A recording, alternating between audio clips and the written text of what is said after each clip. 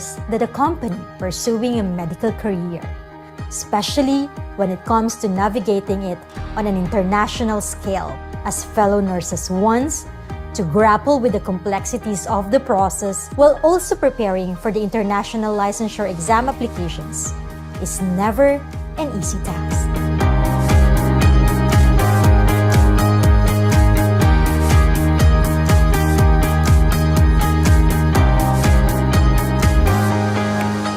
Hi, I'm Rachel Olivar, founder and CEO of iPass Processing. Along with my sisters, we established iPass fueled by our profound passion in supporting and enabling medical professionals realize their international aspirations.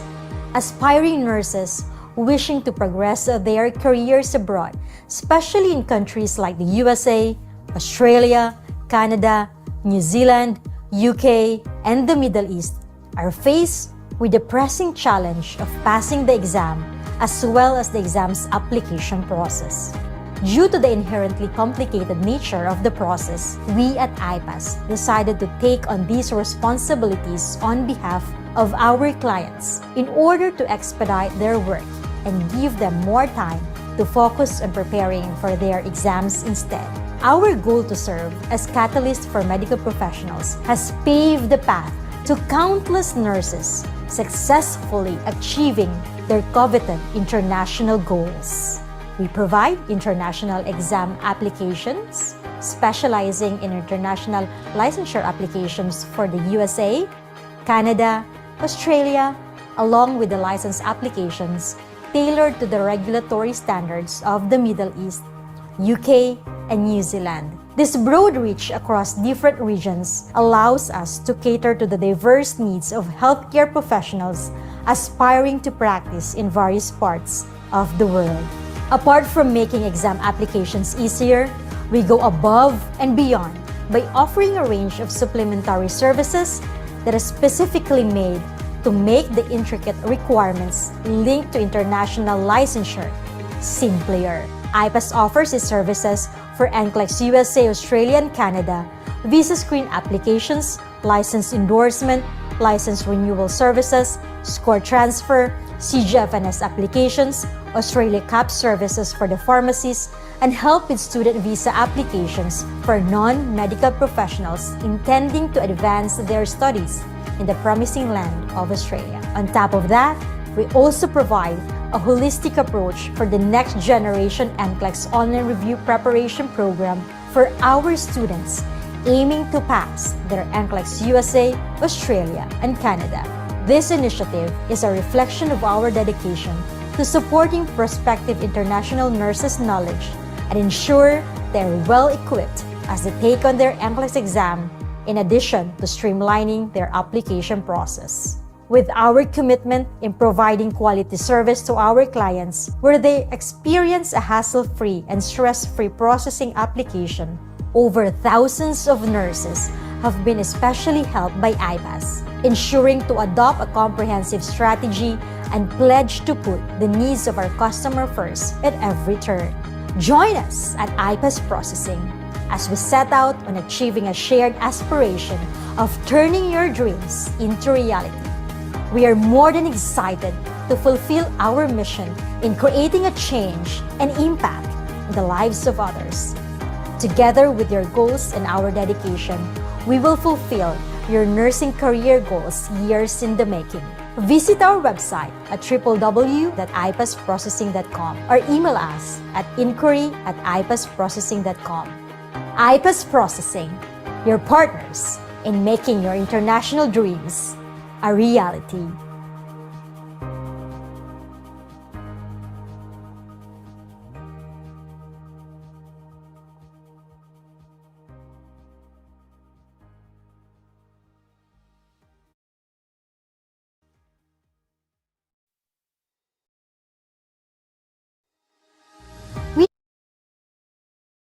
Are you a healthcare professional planning to go abroad this 2025? Because there are more institutions accepting OET for visa application. Who knows, you might be one of those who can use OET to apply overseas.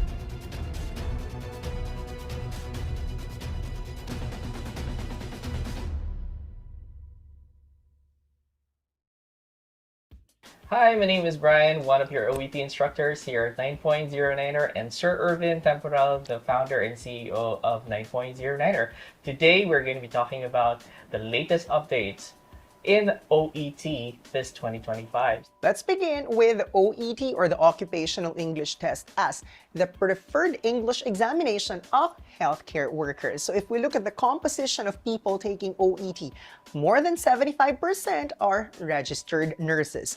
More than 20% are physicians. And then the remaining 5%, we have all other healthcare professionals. So let's talk about the updates for OET this 2025. And we'd like to begin by saying that the UK HCPC now accepts OET.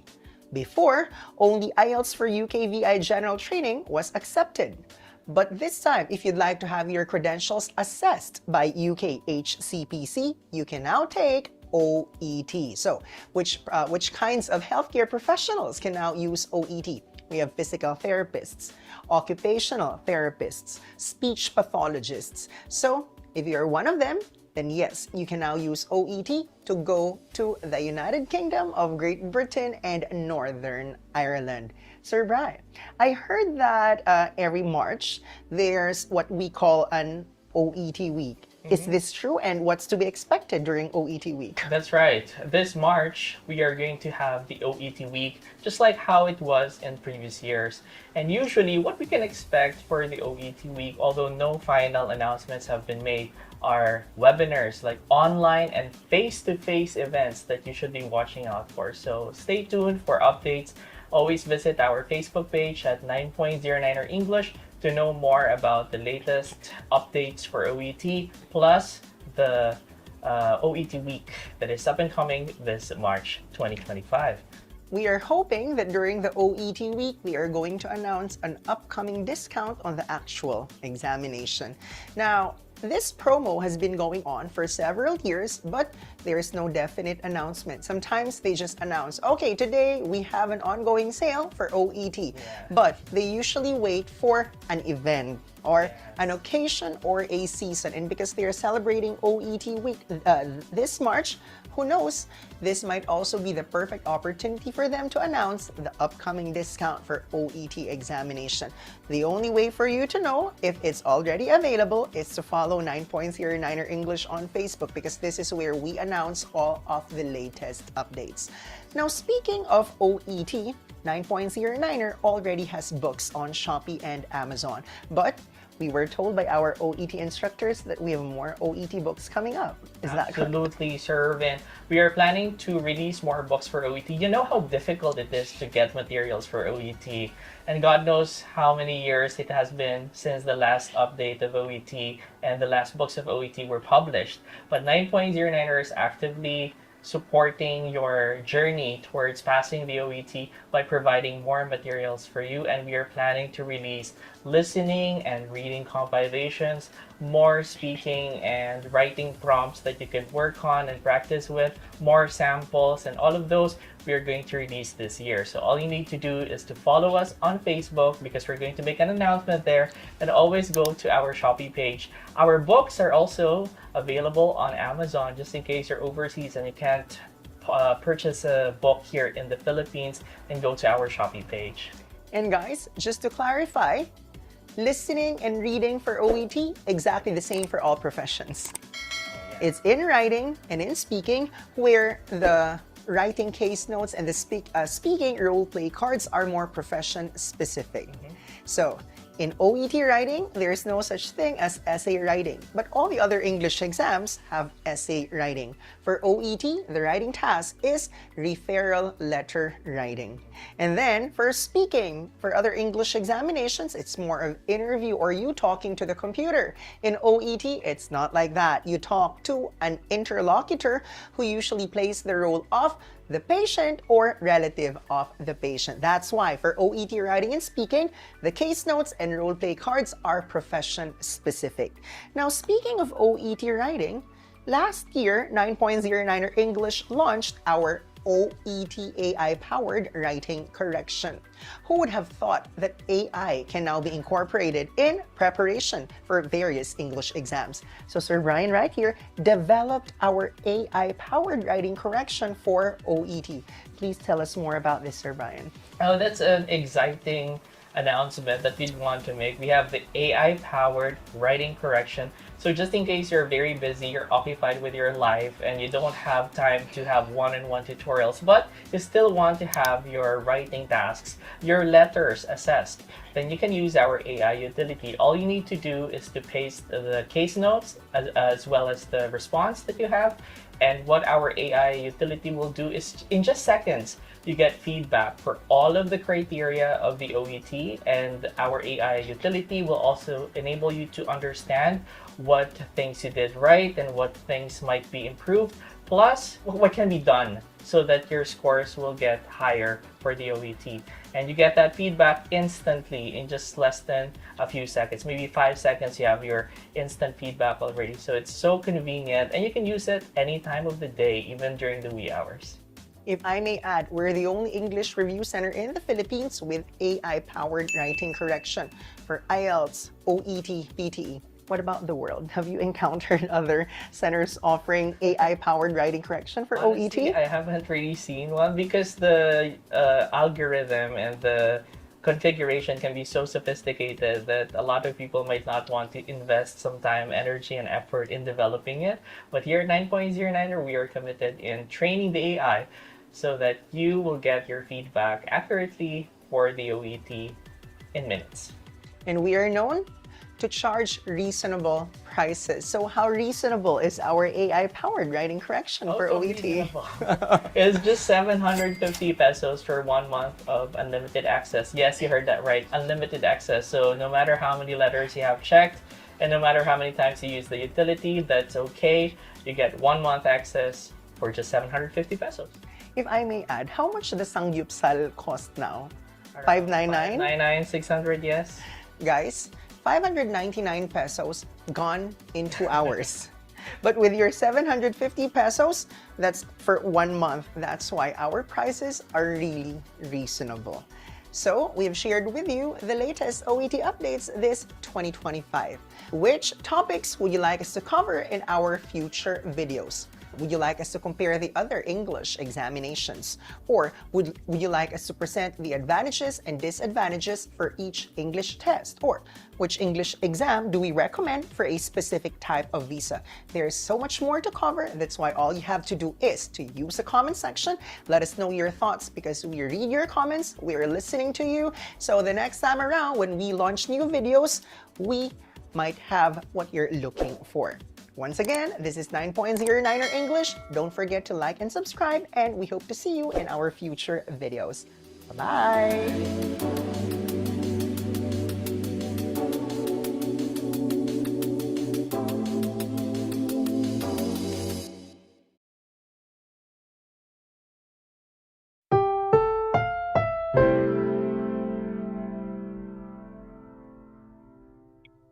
Disclosure to all participants. University Health is accredited as a provider of nursing continuing professional development by the American Nurses Credentialing Center's Commission on Accreditation. To receive contact hours for this continuing education activity, the participant must attend the entire program, complete the evaluation tool. Once successful, completion has been verified, a certificate of successful completion will be awarded for 2.0 hours. The planning committee members and presenters, authors, content reviewers of this nursing professional development activity have disclosed any conflict of interest and have been resolved by the planning committee. You will be receiving your certificate electronically. CE link will be provided at the end of the program. Special thanks to the University Health Systems, Dr. Leticia Flores Canchola and Dr. Maria Danet Blum.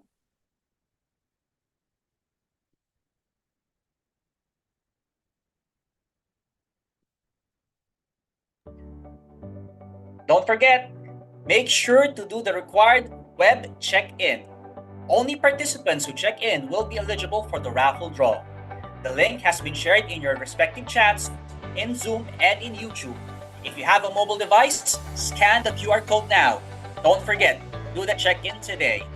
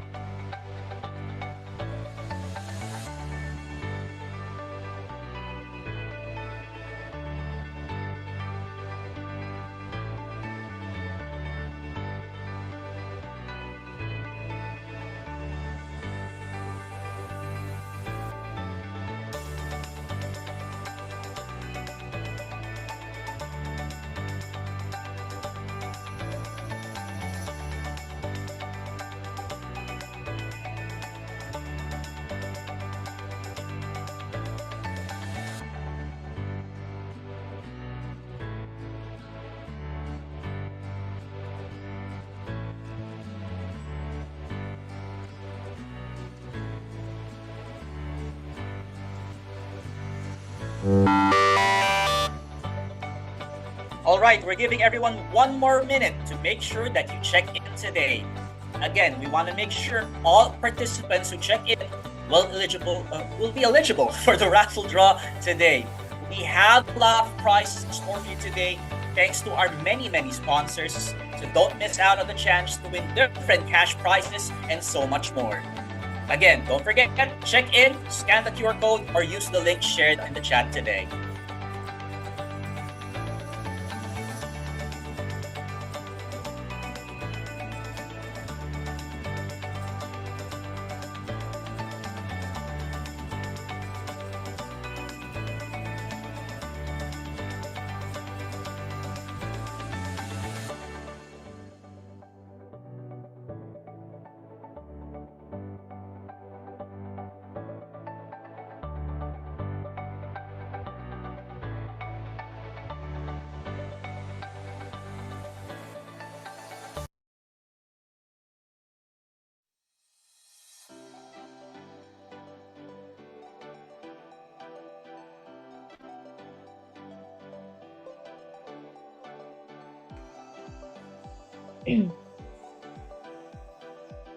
All right, good morning, good afternoon, and good evening to everyone. We have participants joining today from locations all over the world. Before we get started, we would like to take this moment to share our appreciation for everyone lining up their busy schedules across the time zones in this way. While we are getting settled in, please feel free to get comfy and be ready for today's exciting activity. Thank you. So once again, good morning everyone. Welcome to our webinar session in behalf of Batch 13, Master of Arts in Nursing. We are your hosts for today. I am Miss Karina. And I am Mr. Jax, and we formally welcome you to our first ever webinar. So sobrang honored po kami to welcome all of our distinguished guests, professors, fellow nurses, and syempre, mga special guests natin mula sa iba't ibang bansa. Thank you for being here today, and thank you for supporting our event. Nga pala guys, before we get started, I think I mentioned this simula pa lang na ating webinar, no? Take a quick second to fill out this check-in form. Kanina pa namin pina-flash on the screen, QR code and the link in the chat. But also make sure that you fill out all the details because again, this is important. We have a lot of raffle draws waiting for you today. So don't miss your chance to win. And of course, to start off our session on the right note, we will begin with a prayer followed by the national anthem and the Slay and Hymn.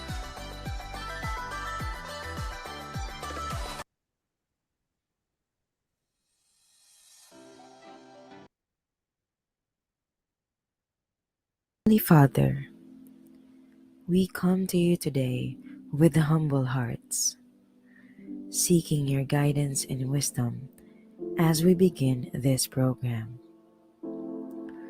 Lord, we ask that you would bless every person who has gathered here today, and that you would be present with us in a special way.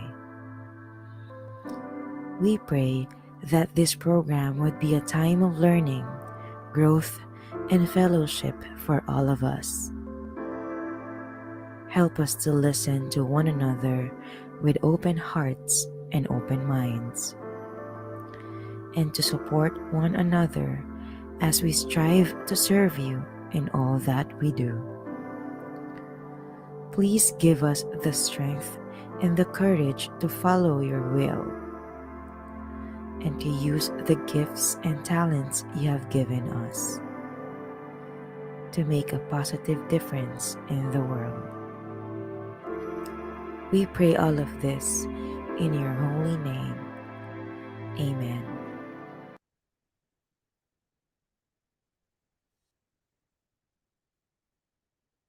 Mga kababayan, ang pambansang awit ng Pilipinas. Kayang magiliw, helas ng sinakanan, alam ng puso, sa titik mo'y buhay. Lupang hinirang, tuyag ka ng magiting, sa manluluping, di ka pasisingil, sa nagagang tutok sa simoy at sa langit kong pagaw, ay hinagang tula, kawin sa pagkayang minamahal, ang isang ng matawad mo'y tagumpay na nag-iindig, ang bituin at araw niya kailan pamay di magdidinig, luma ng araw ng walhating pagsinta, mo'y langit sa piling mo. Aming bigaya na pagkay mga amin, ang mamatay ng dahil sa'yo.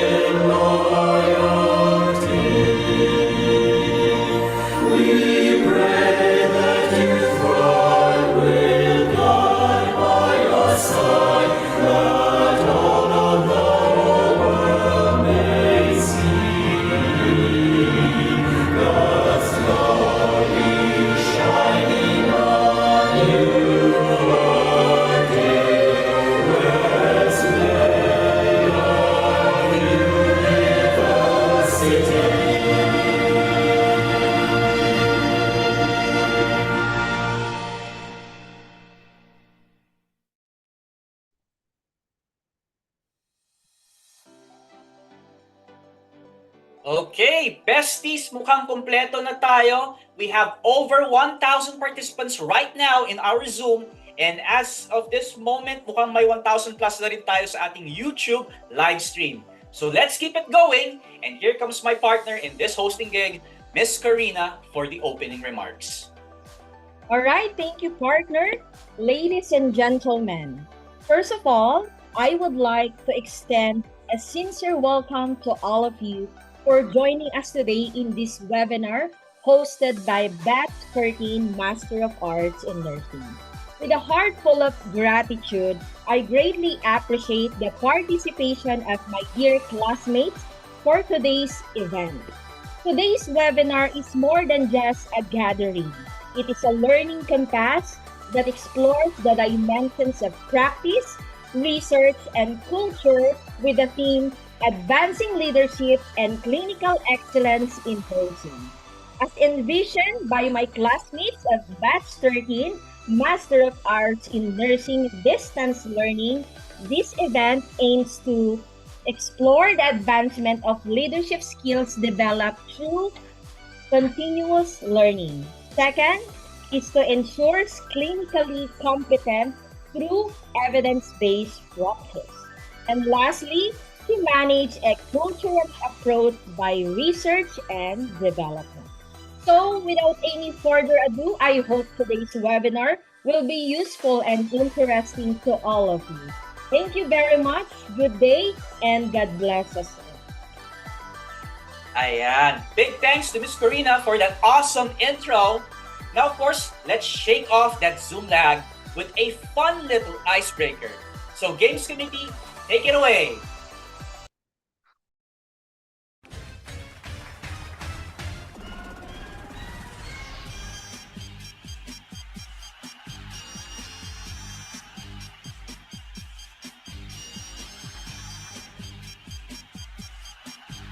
All right, good morning everyone here. A big warm welcome to all the amazing participants of this webinar from the committee of the game. Ako po, si Lorena. Ang tanong ko po, are you all feeling great, feeling good, or feeling ready to learn some prizes? So let's kick off our sessions with a light, fun, and super easy icebreaker to get those vibes or good vibes flowing. Ang first game po natin is called the Emoji Intro Game. Napakadali lang po ng mechanics ng laro natin na ito. All you have to do is you have to drop the three, now in the chat box, that you have to drop 3 emojis that represents it's either your current mood or your expectations for today's session. No?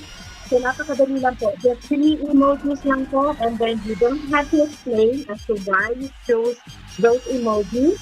Let the emojis do the talking. Ma'am Abby? Hi, good day everyone. My name is Abby from the game committee. Let me have a try. For example, there you go. Simple, right? Prizes to be won. 7 lucky participants who join in and drop their emojis will win 500 pesos Gcash. Just like that. Ka-ching! 4 lucky winners from YouTube and 3 lucky winners from Zoom audience. Now, let's see yours. Ready, get, set, go! Drop your emojis, guys! 3 emojis Show lang us your po. current mood or your expectations for today's session using emoji. Yes po, let those emojis do the talking. Feeling great, feeling excited, exhausted po ba? Yes, don't be shy. Drop your emoji. Yes. Show us your feelings. Napakadami ng Abby ng mga emojis. Yes. Look Look at those emojis coming in. So colorful, so expressive. Keep coming. 500 pesos Gcash. All right. Napakadami po ng emojis. Maraming salamat po sa ating mga Conars na nagpa-participate po sa ating first game.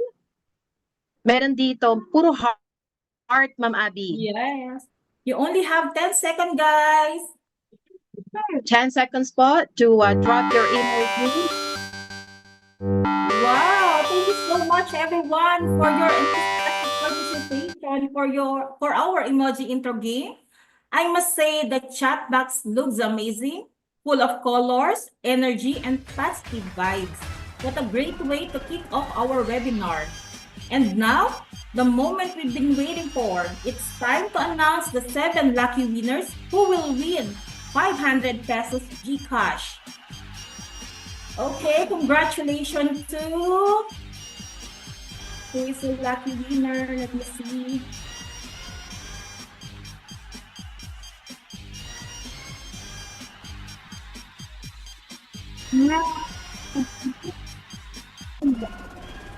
Ito, sino kaya Ma'am Adi ang maswerte?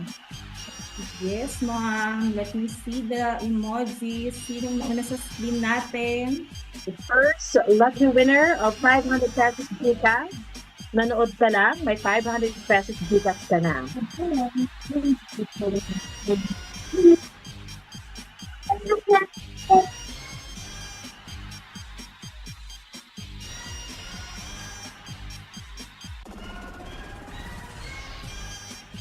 Meron na ba ang the first winner?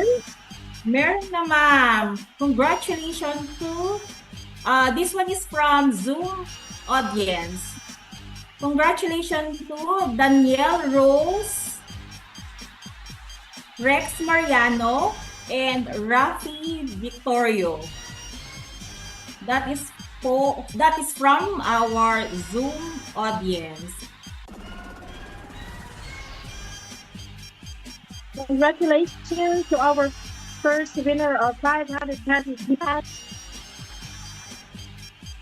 Congratulations for our YouTube winners.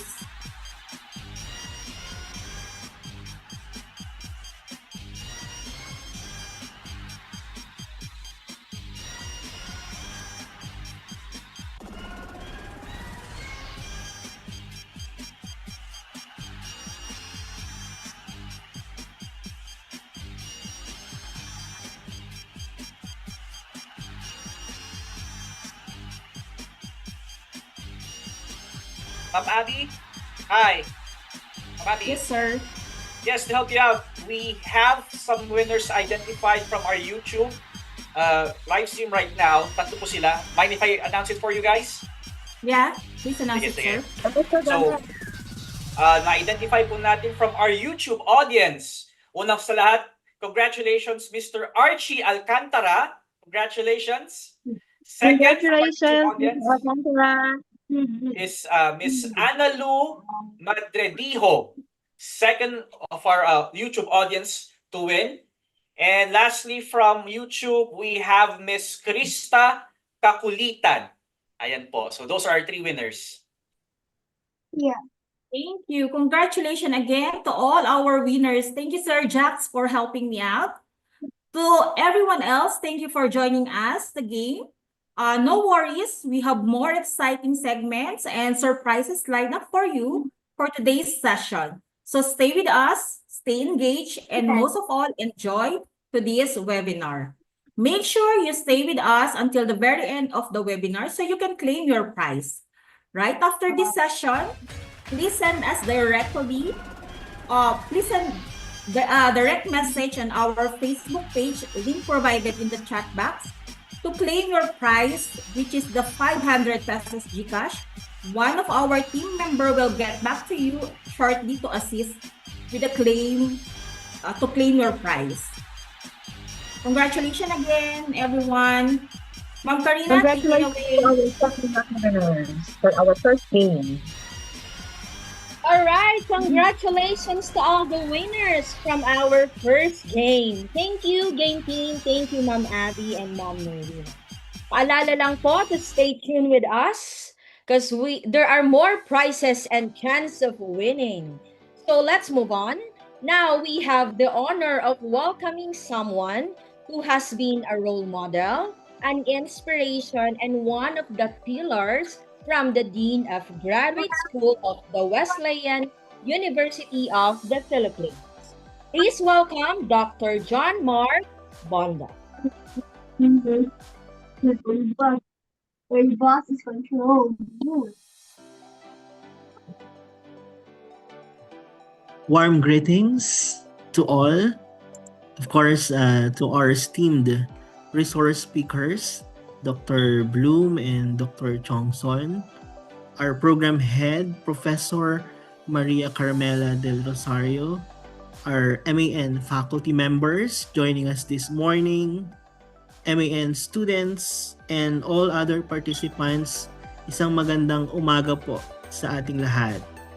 It is with great honor that I recognize your active participation in this webinar entitled Advancing Leadership and Clinical Excellence in Nursing. Your commitment to continuous learning, advancing leadership, and clinical practice is a testament to your passion for a transformative healthcare and your strong dedication to the highest standards of professional practice. As we all know, in the era where evidence-informed decision-making and compassionate leadership are more vital than ever, your engagement to today's endeavor reflects not only your intellectual rigor, but also your heart for service. And my prayer that may this milestone further ignite your purpose and inspire you to lead with wisdom, innovate with courage, and serve with excellence in every sphere of your nursing journey. Again, congratulations, and may you continue to shine as catalysts for positive change in the healthcare world. Lastly, I'd like to recognize the organizers of this webinar. Of course, the Master of Arts in Nursing Batch 13 students headed by our Professor Dr. Joseph Errol Cuevas, and of course our program head, Professor Del Rosario. Maraming salamat for making this activity a successful event, not only for you, but also for all of the nurses around the globe. Again, listen attentively and may all your learning for today be realized in meaningful actions. Magandang umaga po at pagpalain tayo ng Diyos.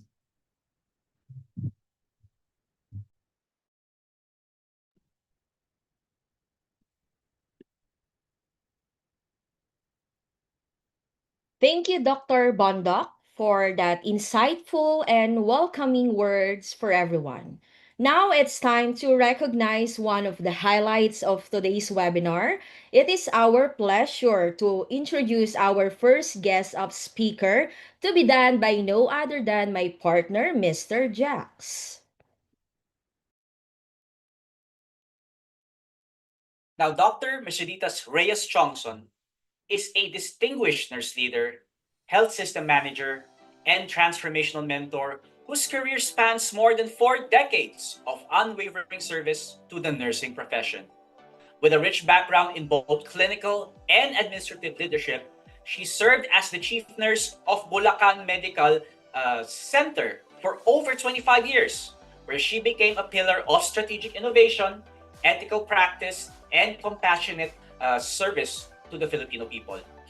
Currently serving as Nurse Director of Our Lady of Mercy General Hospital, Dr. Chongson continues, of course, to shape the healthcare industry by cultivating, of course, a value-based culture grounded in empathy, accountability, and collaborative excellence.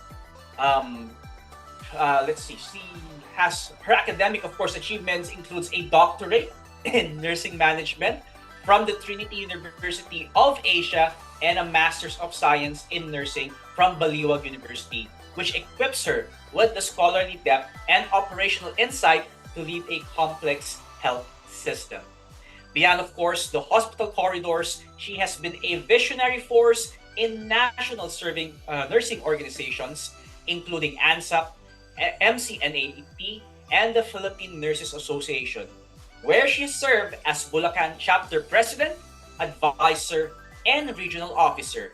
She is also a certified IV therapy national trainer and a lifelong member of several organizations, where she remains committed, of course, to building future nurse leaders through mentorship, ethics-driven practice, and of course, lifelong learning.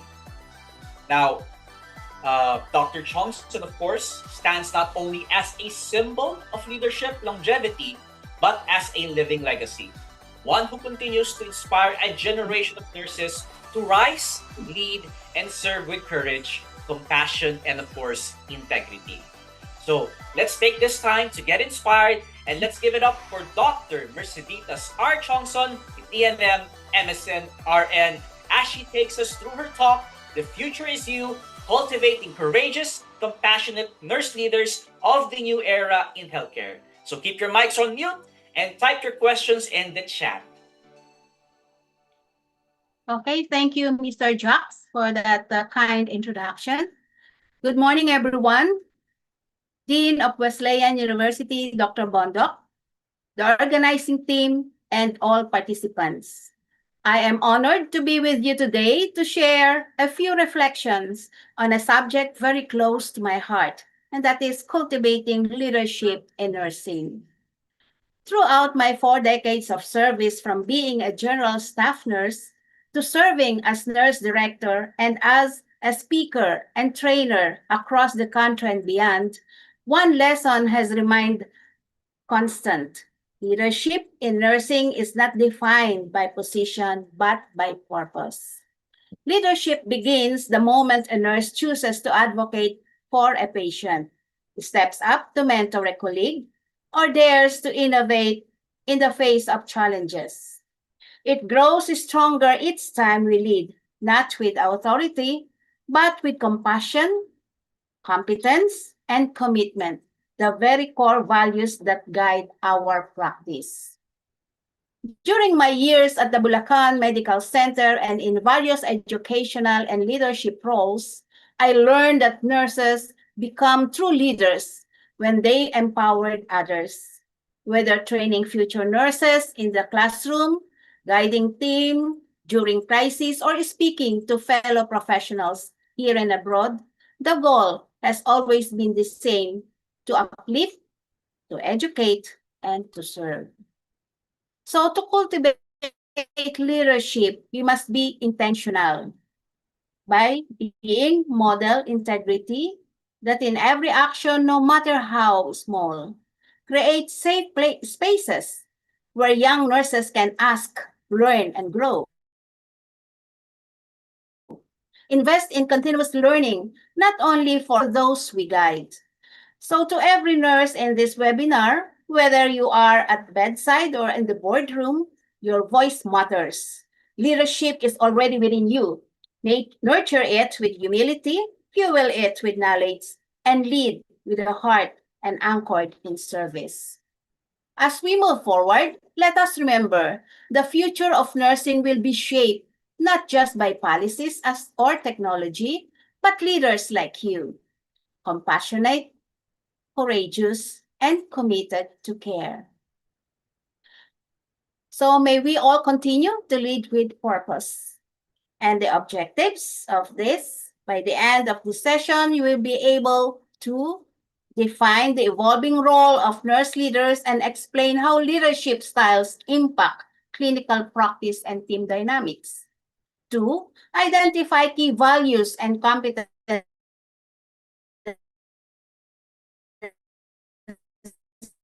essential for next generation nurse leaders. Describe practices for motivating young nurses development in nursing. And last, create a personal action plan for leadership, growth, and career advancement. Okay? So, healthcare today is no longer what it was a decade ago. We are in the era of rapid transformation, and nursing leadership must evolve within it. So, with this technology that reshape clinical practice from electronic health records to telehealth and artificial intelligence or AI, these are the supported diagnostic. Nurse leaders must ensure staff are not only trained, but also adaptive to these changes. Next is interpersonal collaboration, which is essential. Teams are composed of doctors, pharmacists, social workers, and therapists, and nurses play a pivotal role in coordinating and communicating across disciplines. And we have the complex care needs, especially with aging population and comorbidities. These demand critical thinking and system-level planning. Leadership must go beyond shift schedules. We manage transition of care, quality outcomes, and patient safety. So, in other words, the evolving healthcare landscape requires nurse leaders to think strategically, inclusively, and technologically. Okay. Next. So, gone are the days when nurse leadership meant simply supervising floors. Today, nurse leaders are decision makers, influencers, and mentors. We are involved in clinical decision making, from code blue protocols to infection control interventions. We engage in policy making and health advocacy, influencing regulations that affect staffing ratios, patients' rights, and nurse education. And perhaps most importantly, we are mentors. We build future nurse leaders through guidance, trust, and example. At BMC, I saw firsthand how leadership had to be exercised, not just during critical incidents, but in every meeting, mentorship, and administrative decision. In other words, the modern nurse leader is visible in the boardroom, active in community health, and the foundational in shaping system. Okay. What about leadership styles? So leadership is not one size fits all. Over the years, I found myself shifting styles depending on the needs of my team and organization. We have what we call transformational leadership, inspiring vision, and leading change. I use this when we transition to a paperless system and introduce the IV therapy national trainings or any other trainings, specifically in the leadership management training. We have the servant leadership, putting the team and patients first, especially during crises. I made sure my staff felt seen and supported because a secure nurse gives a better care. We have situational leadership. This adapting based on competence and commitment. With young nurses, I started as a coach. With seasoned staff, I became a consultant. So, let me give you my personal reflection. At BMC from 1980s to 2022, my leadership evolved from being a task-oriented supervisor to a mentor and visionary. I learned that being a leader wasn't about power. It was about purpose and presence. So, great leaders are not born. They are molded through experience, reflection, and service. Okay, next slide. What are the 5 C's of leadership? Okay, to become future-ready nurse leaders, we must begin with strong values. Today, I want to emphasize what I call the 5 C's of leadership, or traits that have guided me throughout my journey. And what are these? 1 is courage, the ability to speak up, challenge the status quo, and stand firm during crisis. 2nd is compassion, the heart of nursing leadership. Without compassion is direction without soul. Next is collaboration. In healthcare, we cannot lead alone. Success comes from unified teams. Next is competence. Clinical and managerial expertise are essential for credible leadership. And lastly is commitment. True leadership means showing up consistently for your patients, your team, and your mission. So these are the 5 C's of leadership, which is important to everyone. These 5 C's are not just theories. These are traits I witness every day at Bulacan Medical Center and continue to model in every training session I give under ANSAP and PNA. So, great leaders are not defined by titles, but by their values in action. While values provide the foundation, competencies are the tools we use to lead effectively. So here are the 3 clinical competencies that future nurse leaders must continuously develop. So we have emotional intelligence, or the EI.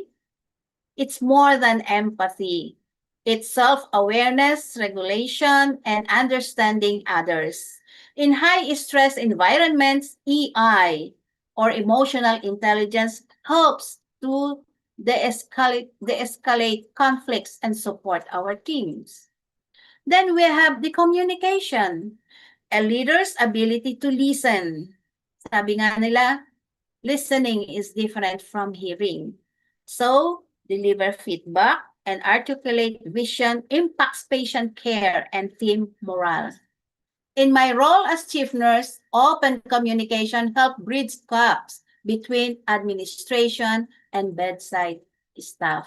So, you must be a good listener, not only hearing any comments or feedback. You have to listen to them. And the third is resilience. Leadership isn't always smooth. The pandemic showed us how resilience, the ability to recover and adapt, it's non-negotiable. I've seen young nurses bloom simply because someone believed in them after failure. So the best nurse leaders balance heart and skill, values and competence to drive real change. Okay, so let's have a test. So which C represents you best? So you have to reflect and share. Which C are you today? Now let's take a short reflective pause. On your screen, you see the 5 C's of leadership. You have courage, compassion, collaboration, competence, and commitment. So think about this. Which of these 5 C's best represent you as a leader right now? Why does that specific value resonate with your current practice or situation? So you have to kindly type your answer in the chat box. You can simply write something like compassion, because I always check in on my team's well-being even after shift. So which one do you represent?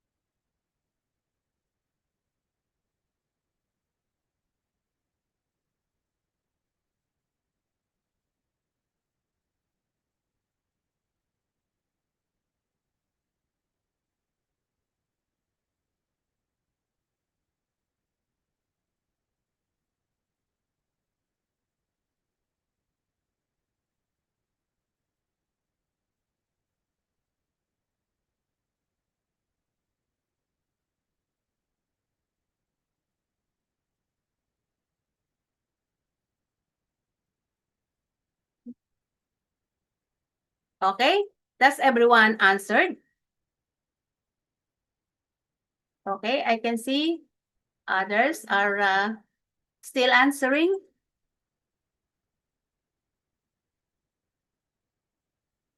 Okay, so thank you for sharing.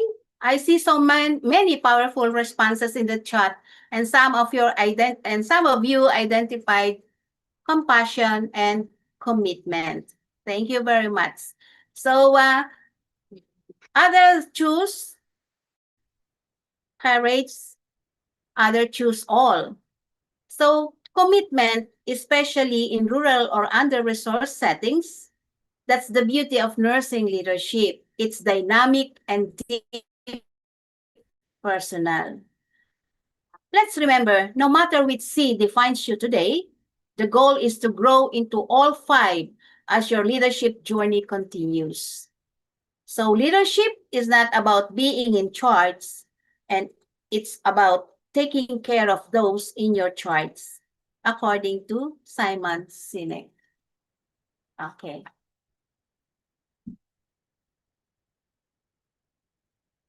So let's go on mentorship.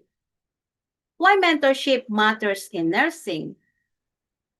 All nurse leaders, and one of the most impactful roles we can embrace is being a mentor. Mentorship is not only about guiding someone through clinical tasks, it's about shaping their confidence, resilience, and professional identity. Let's look at the impact. One is it reduced burnout. The study shows that new nurses who are mentored feel more supported and less overwhelmed by clinical realities. With mentorship, they are less likely to leave the profession due to stress, isolation, or moral injury. Second is improved retention and satisfaction. Facilities with formal mentorship programs have better nurse retention and job satisfaction rates. Mentees report higher confidence in clinical decision-making and a stronger sense of belonging in the workplace. So my personal insight is this. During my years as chief nurse at Bulacan Medical Center, mentorship was not optional.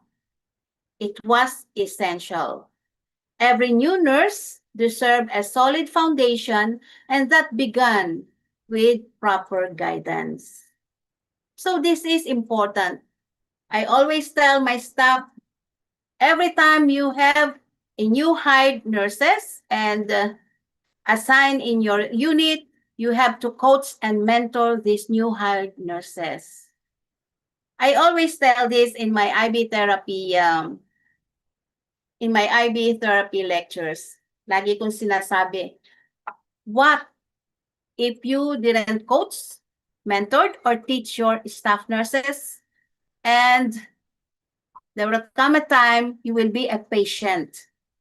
At this time, you will see this nurse na hindi mo siya tinuruan. May daladalang syringe. What will happen? Of course, itong nurse na hindi mo tinuruan at hindi mo ibinigay ang standard in giving medications, in injecting medications, inserting IV therapy, of course, magkakaroon ka na ng doubt dyan. Eh, hindi mo sinare yung knowledge eh. You didn't teach these new hired nurses. So, para sa akin, it is important to coach and mentor the newly hired nurses. So, during my years as chief nurse at Bulacan Medical Center, mentorship was not an optional. It is essential, as I have said. So every nurse deserved a solid foundation that began with proper guidance. Oo nga, minentor mo, kinotes mo yung nurse mo, pero wala sa standard. Not in the proper guidance. Hindi mo siya ginaid na maigi. So, kumbaga sa you misdirected your newly hired staff nurses. So, mentorship is not just a task. It is a leadership legacy. Okay? So how do we mentor effectively? Now, let's talk about how we can practically mentor your nurses, especially the young ones. Especially in a busy, high-pressure environment like a government hospital. Here are 3 effective mentoring models I've used.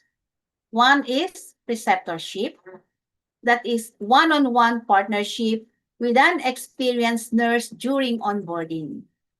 Focus on skills, confidence building, and clinical judgment. So sabi nga, I learned this from one of the chief nurse na kasamahan ko sa ANSAP. Sabi niya, Ditas, hindi masamang mag-share ng knowledge, but you have to at least have some reservation. You give the 80% and you reserve the 20%. Hindi naman lahat ay ating ibibigay, no? Kailangan meron din tayong reservation para sa ating sarili. And I have experienced this. I gave everything to my assistant, and yet eka nga, medyo nagbakasyon na kapag nagkaroon ng opportunity to have this vacation in UK, pagbalik ko, wala na pala akong upuan, wala na yung position ko. And eka nga, I was advised by one of the chief nurse na kasamahan ko sa ANSAP na ganun nga, do not give everything. You can share, but do not give everything. So, sinashare ko din to sa inyo. You are, perhaps some of you are in the leadership management position. So it's better to teach them, guide them, mentor them, but not all to be given. Okay? Second is shadowing. So mentees observe senior nurses across departments, especially in the ER, OR, or special area such as ICU. Helps them themselves patient flow, teamwork, and how different units work together. So, shadowing. Hindi ba sa masteral meron tayong tinatawag na shadowing? So, sa akin, maraming nag-shadow, marami nang nagdaang estudyante who are in the masteral graduate studies, sa masteral, nasa akin sila. They are there for shadowing. So, I let them go with me during the rounds and observe. As I told them, you observe kung ano ang aking ginagawa, paano ako makipag-deal sa mga staff nurses, paano ako makipag-usap. So that's it, shadowing. And last is the feedback loops. Regular, structured feedback session, not just during evaluation, but the daily check-ins. You have to create trust, encourages questions, and reinforces best practices. So, in other words, you have to accept criticism, whether it's constructive criticism or negative criticism. You have to accept it and learn from it.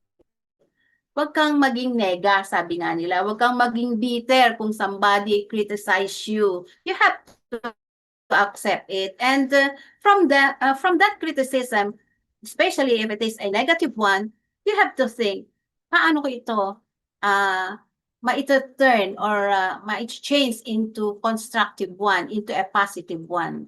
So you have to think, but do not feel bitter. Okay.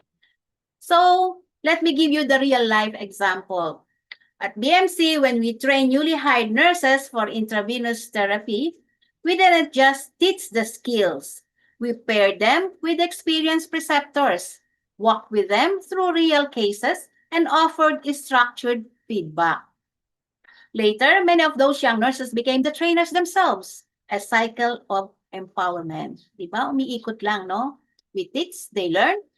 At the end of the day, they learn and then they teach. Okay. Panibagong generation na naman. So, to build future leaders, we must mentor not just the hands, but also the heart and mind.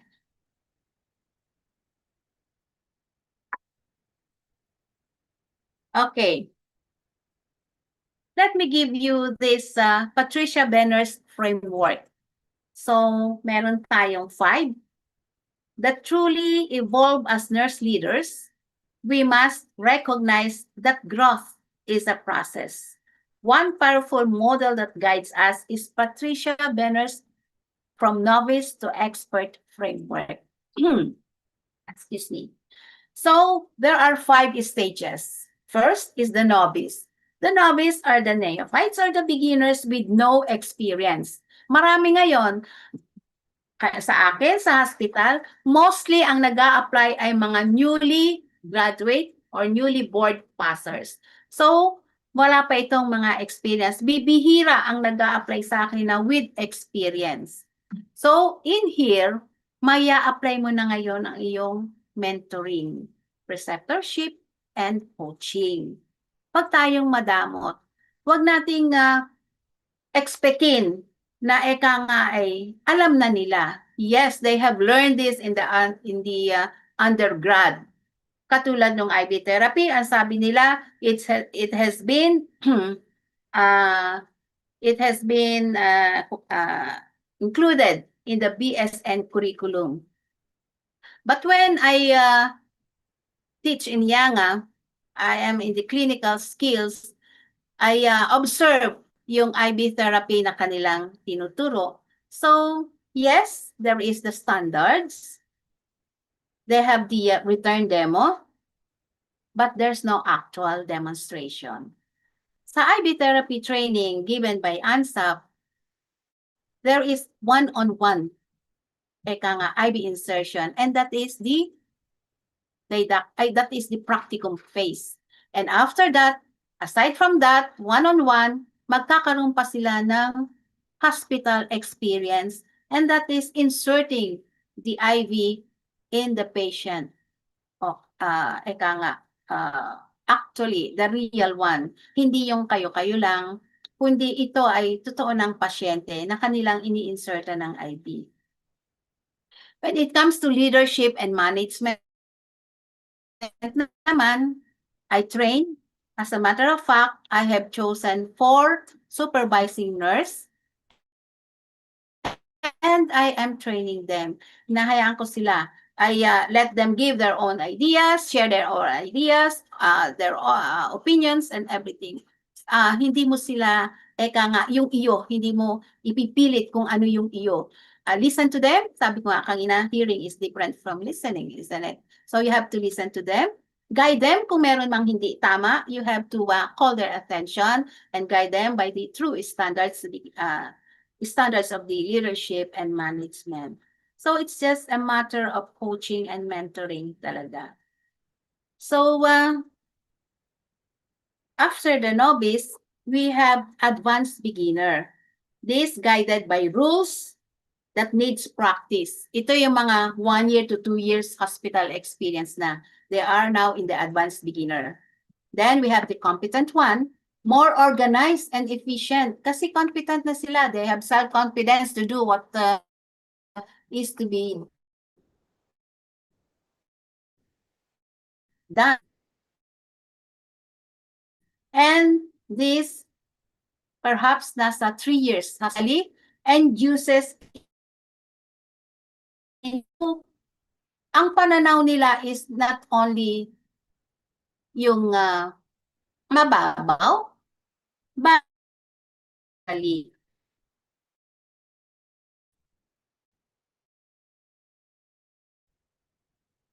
okay. Ay nasa managerial position na. And then we have the expert. Ay, ito na. Kaya nga sinabing expert, they are fluid, flexible, confident decision maker. So perhaps 5 years and above na ito. So this model reminds us, expert leadership does not happen overnight. It is earned through experience, reflection, and learning. Okay. What about my personal example? I myself pursued my MSN in 2004, doctoral in nursing management in 2018. That is decades after beginning my career. So lifelong learning enriched not just by skills, but my leadership style and vision. Okay. At first, kaya nga, ina-advise ko sa inyo, hanggat bata pa kayo, you have to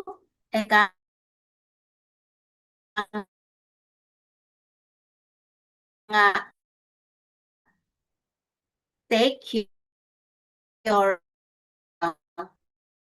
masteral class and then your doctoral in MCU. So look at that, 77 to 2004.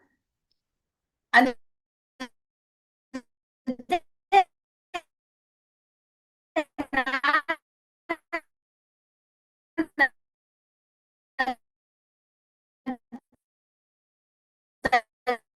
din And then when I was in ANSAP, ano yan,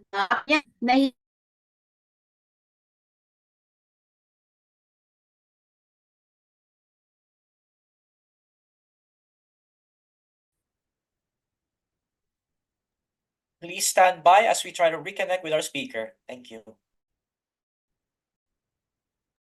Okay na? Okay po. Okay.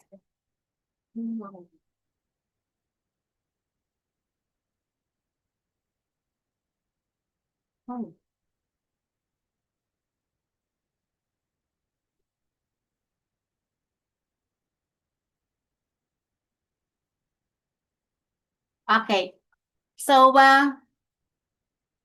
I'm done with my MSN, that is year 2004. And then when I was one of the board of director in ANSAP, Dr. Buhat is, ang legacy niya is for us, board of directors, be a doctorate. So all of us, nga, sabihin na nating napilitang mag-aral kasi may mga edad na kami. Sino ang aking mga kasama? Mga chief nurses from Pabelia, Mental, St. Luke's, Heart Center. Imaginein mo yon, may mga edad na kami about to retire na eh. Kaya, nga, sabi yan ng aming president, so sabihin na nating napilitan, pero nga, maganda naman ang naging resulta. We learn a lot, we share a lot, at ito ay nagamit namin sa aming profession bilang chief nurse. And this doctor in nursing management that took in 2018, decades after beginning my career, this serves as a lifelong learning, enriched not just by skills, but my leadership style and vision. So ako, ina-advise ko sa inyo, huwag kayong hihinto. Sabi nga nila, learning is a process, a continuous process, not only a process, but a continuous process. As long as you are practicing your profession, do not stop schooling. Do not stop reading. Do not stop searching. You have to continuously educate yourself.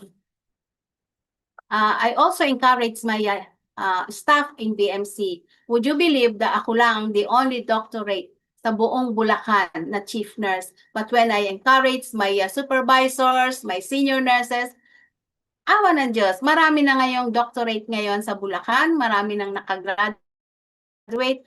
Believe pa nga ako eh, they are cum laude and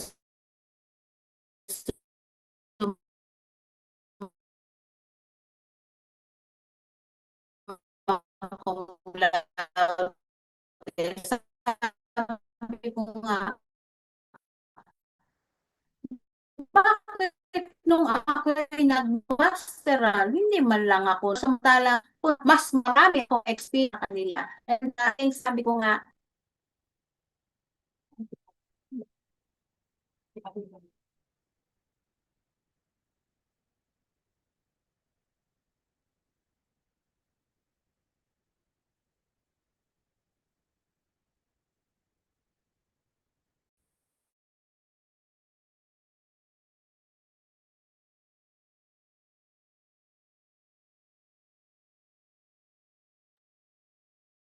okay, sorry for the inconvenience. I don't know, baka yung aking ang wifi ang mahina. Okay, so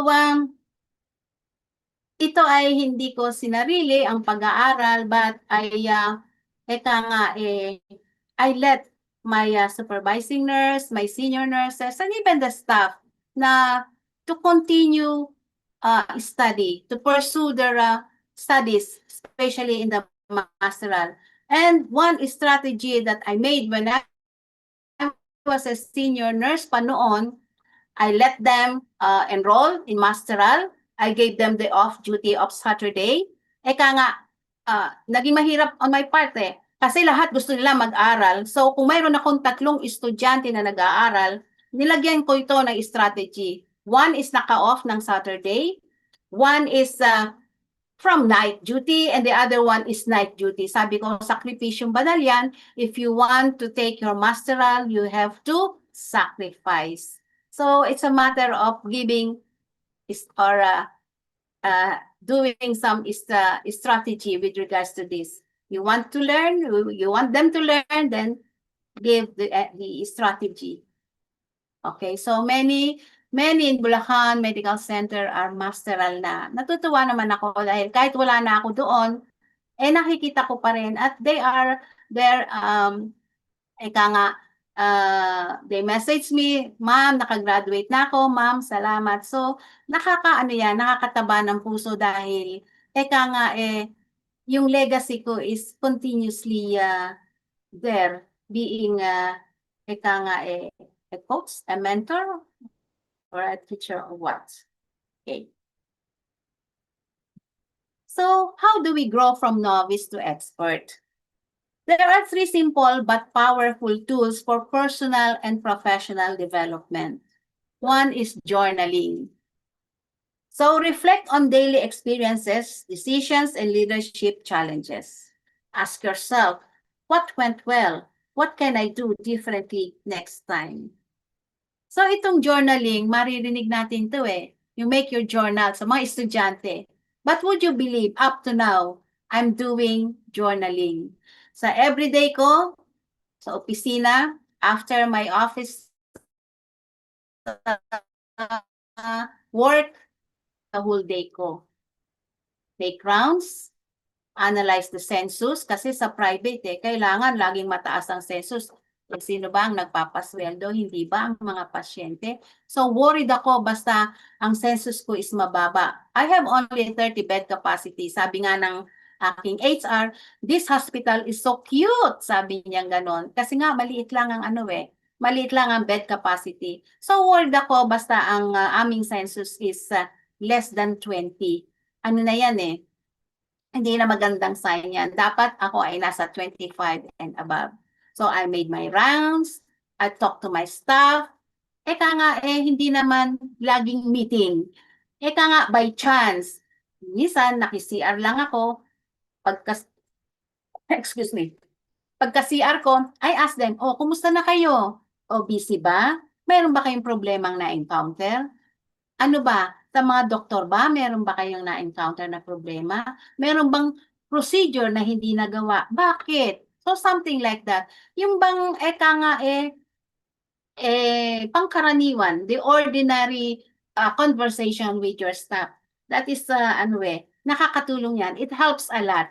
And pati ang kanilang trust and confidence ay madidevelop. They trust you because they knew you are supporting them. So wag yang mawawala sa atin yung communication. We have to communicate with them. We have to listen to them.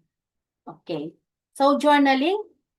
So from journaling, you can reflect, you can internalize what happened the whole day. Okay. What about feedback seeking? You have to welcome input from peers, supervisors, and subordinates. Katulad ng nasabi ko kanina, you have to accept criticism, whether it's constructive or the negative one. Feedback, even when difficult, is a gift and a path to mastery. Kasi nga, from the feedback, you learn. Hindi naman natin gugustuhin na, sabi nga, we learn from mistakes. Abay, wag naman nating expect na everyday we commit mistakes. So, from feedback, we have to reflect from it, whether it's negative or positive. What about the lifelong learning? You have to enroll in short courses, leadership training, and attend webinar like this.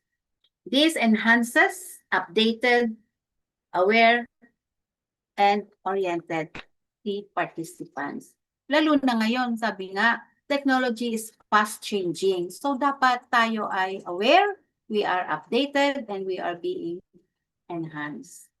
So as I shared earlier, pursuing further studies later in my career helped me reframe my practice through strategic and system-based lens.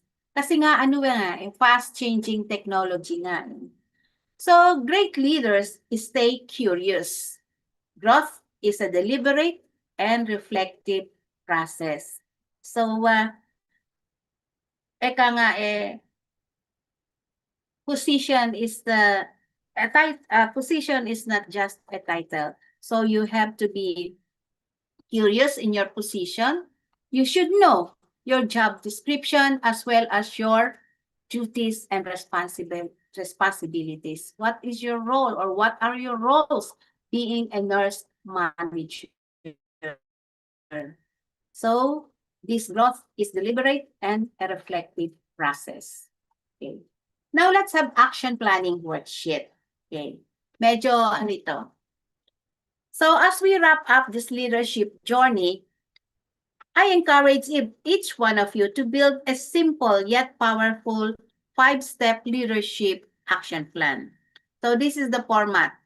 You set your goal, choose one leadership skill you want to improve. For example, in conflict, being more decisive, or improving delegation. Okay. Column 2, your competency. So pick a specific skill you'll work on solid. Competency 2. Add another key skill to support your goal, perhaps communication or time management. And last is, number 4 is mentor. So you have 5 columns, no? Your goal, your competency 1, competency 2, and then your mentor. Identify someone you trust who can provide feedback and encourage a senior nurse, teacher, or supervisor. And last is your timeline. Set a review period, maybe 3 months or 6 months. Leadership development is a journey, but clear milestones help track progress. So this 5-part structure makes your growth focused, personal, and achievable. You don't need to be perfect. You just need to be intentional. Okay. So let me give you my example. Let me share my own simple action plan, which I made during my transition from clinical to administrative roles.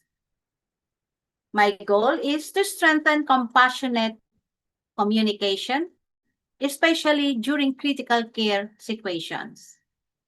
The competency I choose is that emotional intelligence, conflict resolution. So I have emotional intelligence and then the conflict resolution. And my mentor is my former chief nurse who was known for being calm, empathic leadership. And last is the timeline. My timeline is 6 months with quarterly feedback from colleagues. So this helped me navigate stressful team dynamics and build deeper trust, especially during crisis events like code blues or interdepartmental conflict. So sabi nga nila,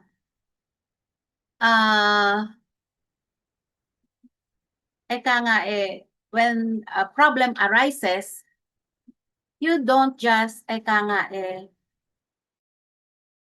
at once. You have to investigate. First, what is your goal ba dito sa problem na na-encounter mo? And then, ano yung gagamitin mo? Competency. Of course, your emotional intelligence. You must be empathetic. And then, you have your conflict resolution. Ano ang pwede mong solution with this? And then, you have to think of your mentor na naging role model mo. And then, the timeline, siguro, at this point in time, hindi ito kung meron kang problemang na-encounter, hindi mo ito pagtatagalin, syempre. Right there and then, you have to act on this. But you have to undergo this, process. Okay. So as we close, let's reflect on the key messages from today. So ano nyo yan Sit work nyo yan. Okay. You make your own sample plan, ha? Okay. So leadership is about service and influence, not position. The best leaders combine values like compassion and courage with competencies like communication and emotional intelligence. Mentorship is a legacy. When we uplift others, we multiply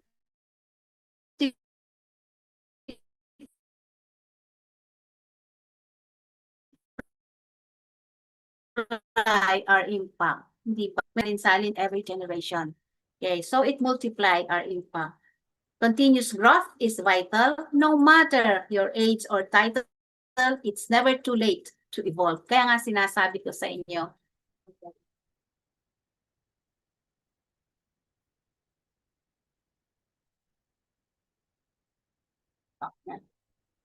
Okay, so mentorship, ulitin ko, mentorship is a legacy. When we uplift others, we multiply our impact. Eka nga, parang domino effect yan no? When you share, they will share also to others. Then it is a continuous growth, which is very vital. No matter your age or title, it's never too late to evolve. Eka nga, sabi ko nga, as long as we are practicing our profession, hindi tayo dapat huminto sa ating pag-aaral. We keep on searching, we keep on reading. Okay? And especially, kung meron pa nga mas mataas sa ating doctorate, sa ating doctoral, go. Marami namang doctoral courses hindi lang the PhD, merong Doctor in Nursing Management, at marami pa na nursing management alone. Okay? So, in closing, the evolving role of nurse leaders call us to lead with courage in times of change, innovate while staying grounded in compassion, mentor the next generation with generosity and vision. Huwag tayong, mayamot. Be patient in mentoring and coaching our new nurses. And as Florence Nightingale once said, let us never consider ourselves finished nurses. We must be learning all of our lives. And I say, we must also be leading all of our lives.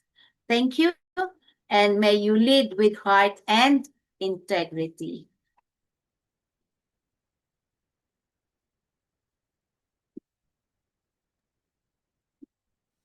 All right, thank you, Dr. Chongsan, for that informational and insightful discussion for all of us.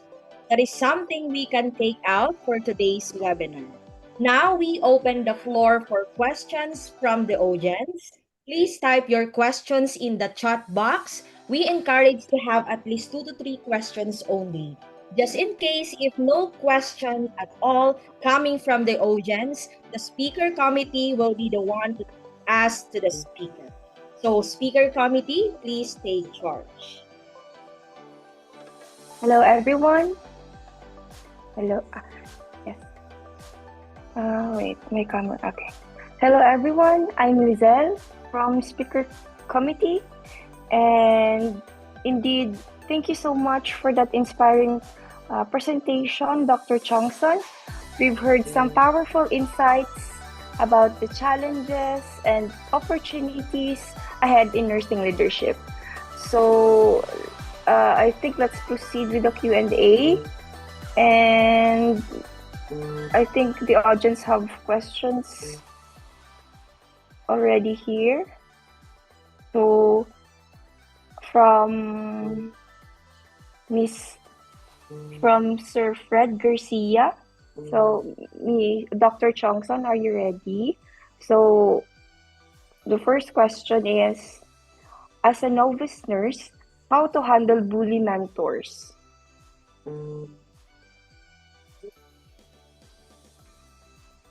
Hello? Okay. So I have experienced that, no? not in the government hospital but in the private one. So, ang strategy ko dyan is that I observe first, try to give chance sa mga nurse manager, and then I investigate. After investigation at talagang there is bullying, then I transfer that staff nurse to other department. And I endorse well that bullied nurse to the other department. Not to repeat the bullying. Okay? And then I talk to the nurse manager who bullied that staff nurse. Lalo na kung napatunayan talagang they are bullying, talagang kinakausap ko sila. And you have to give example sa akin. Binibigay ko ang example ko. At gusto kong ma-instill sa mind nila na it's not right to bully, but they have to coach and mentor, teach the newly one, but not to bully. So ang strategy, investigate, talk to the bullying nurse, and then transfer the bullied nurse to other department. Yan yung strategy ko. And then I have to follow also. Baka mamaya binubully din sa pinag-transferan kong ward. Kailangan madama nung bullied nurse na yon na siya ay being supported, being protected. Wow, thank you so much for that, Dr. Chongson. Then another question from Miss Lay Alvarez. So, we do hustle daily, so that we also learn from mistakes of others. We discuss how we can avoid those incidents. How can we can avoid those incidents, mistakes of others. Hello? It's lag. Ma'am, can you repeat? Hello? Laggy? Hello? Hello, Miss Dr. Changson. Okay. Okay. So just change the question. Okay. So this is from Anonymous 0452. What are the key challenges facing nurse leaders in administrative or in executive roles? Challenges. What are the challenges facing by the nurse leaders? Mm-hmm. And just that I encountered are the short staffing. I have a hard time complying with the DOH's requirements. So I have to hire staffing. And it's not easy to hire kasi titingnan mo din yung management kung kaya ba nilang mag-hire ng staff. And no choice, but they have to hire for them to operate the hospital kasi hindi kami ma-accredit ng DOH. So, one is short staffing.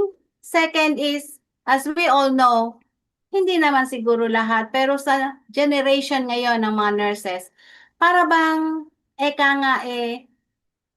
malaki ang difference from the seasoned nurses. Ako lang personally, para bang happy-go-lucky lang sila trabaho, uuwi, re-report, trabaho. Samantalang ang seasoned nurses, andoon makikita mo talaga yung commitment, makikita mo yung empathy, makikita mo yung they know how to communicate. Kasi sa akin, talaga namang grabe pag gusto nilang mag-leave, they can leave. Kahit alam nila na may shortage. Ako sa aking supervisor, dalawa kasi yan husband and wife. Pag nawala ang isa, wala din yung isa. So, I have to make sacrifices. Kahit hindi ko nag-duty, I have to report to duty dahil nahihiya ako sa management na walang maiiwang tao sa nursing service. Ikaw mismo, you as a chief nurse should adjust sa kanila. But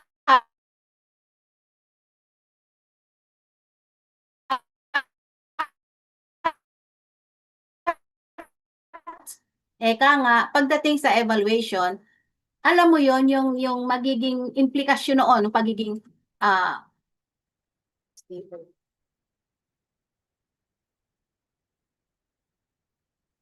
Okay. So, uulitin ko, no? I made sacrifices sa mga short stopping, lalo na sa nurse manager. Kapag nawala ang aking nurse manager ng sabay-sabay, ay I have to make sacrifices. Pumapasok ako kahit hindi ko araw ng duty.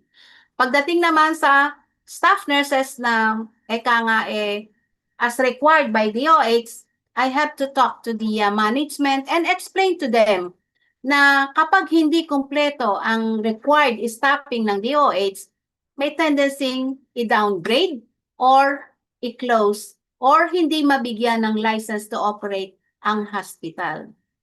So, it's just a matter of communicating with the management, a matter of sacrificing, and third, pagdating sa evaluation, yun na, you have to evaluate them, their attitude, their pananaw, ano ba talaga?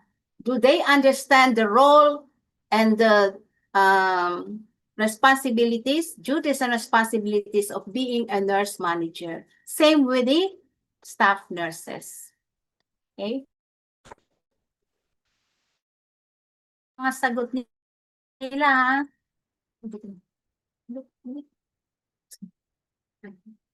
Okay ba? Ano po ba? Nasagot po ba yung tanong ko?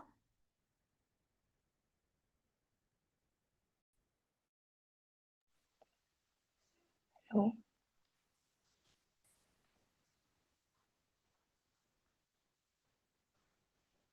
Dr. Changson?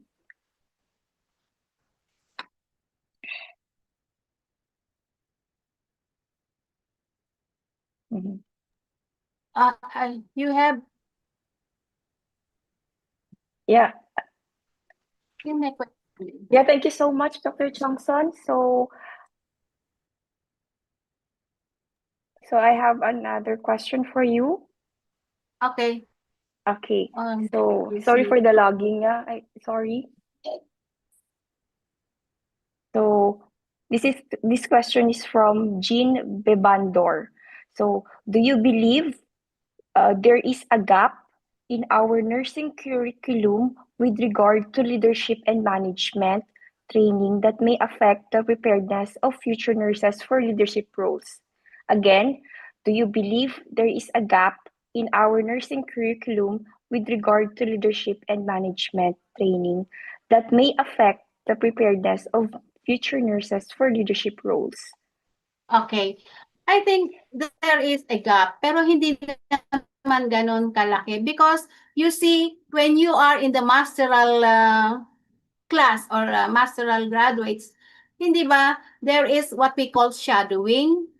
There is practicum. So from there, yung gap na yon ay, nalelesen. Or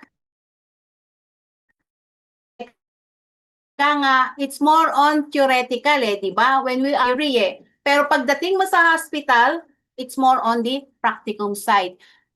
Kaya nga may theory, kaya may practicum, is you have to apply the theory that you have learned in the practicum or during your shadowing sa hospital. So yun yung strategy, shadowing and the practicum.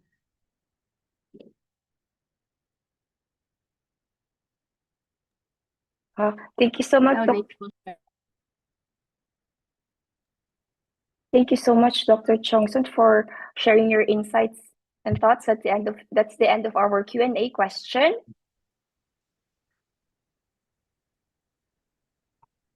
And for our audience, before we move on, we'd love to hear from you. We are launching a quick poll to get your thoughts. So you should see it on your screen now. Please take a moment to respond. We'll give you about 30 seconds and then we'll share the results.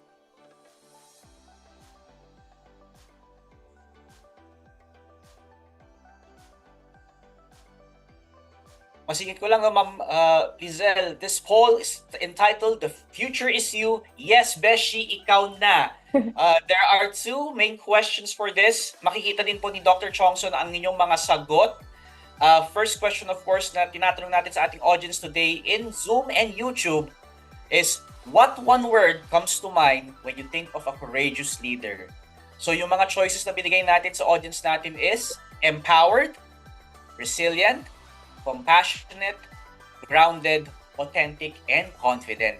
Ayan. So tingnan natin, ano bang pulso ng ating mga audience today when it comes to, of course, being a courageous leader.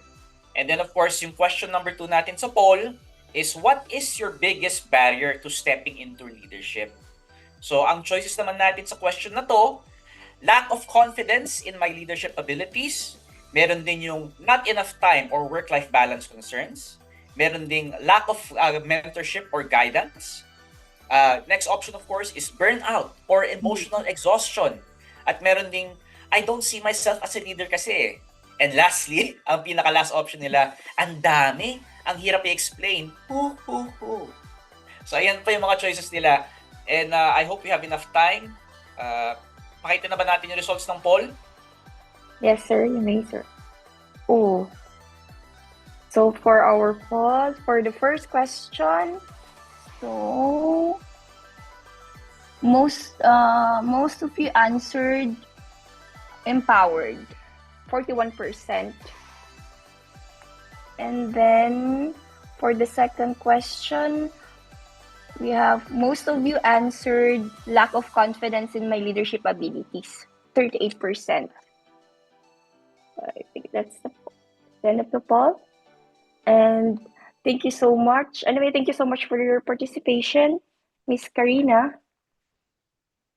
Sir Jax? Ayan, so a huge thanks to everyone po sa inyong awesome engagement today. Grabe. Let me just take this opportunity to thank you guys for your participation kasi grabe mag-flag kayo ng chat. Chat lang sa Zoom, pati na rin sa YouTube. Sunod-sunod yung mga questions. And take note, ang dami yung mga questions na tipong pang Miss Universe na. Ganun ang usapan namin kanina habang nagdi-discuss si Dr. Chongson at sinasagot yung mga questions nyo.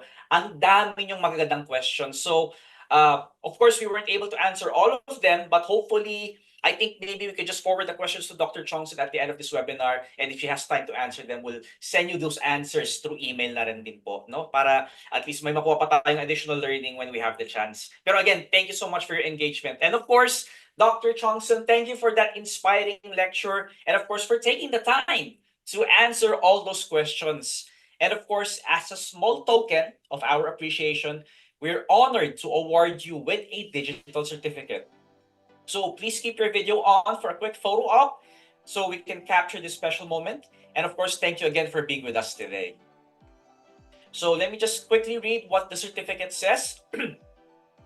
So this certificate, Batch 13, Master of Arts in Nursing, students, of course, from Wesleyan University, Philippines, Cushman Campus, Certificate of Appreciation is presented to Dr. Merceditas R. Chongson, DNM MSN RN, for sharing her wealth of experience and expertise as a resource speaker, presenting, of course, the topic, The Future is You, Cultivating Courageous, Compassionate Nurse Leaders of a New Era in Healthcare.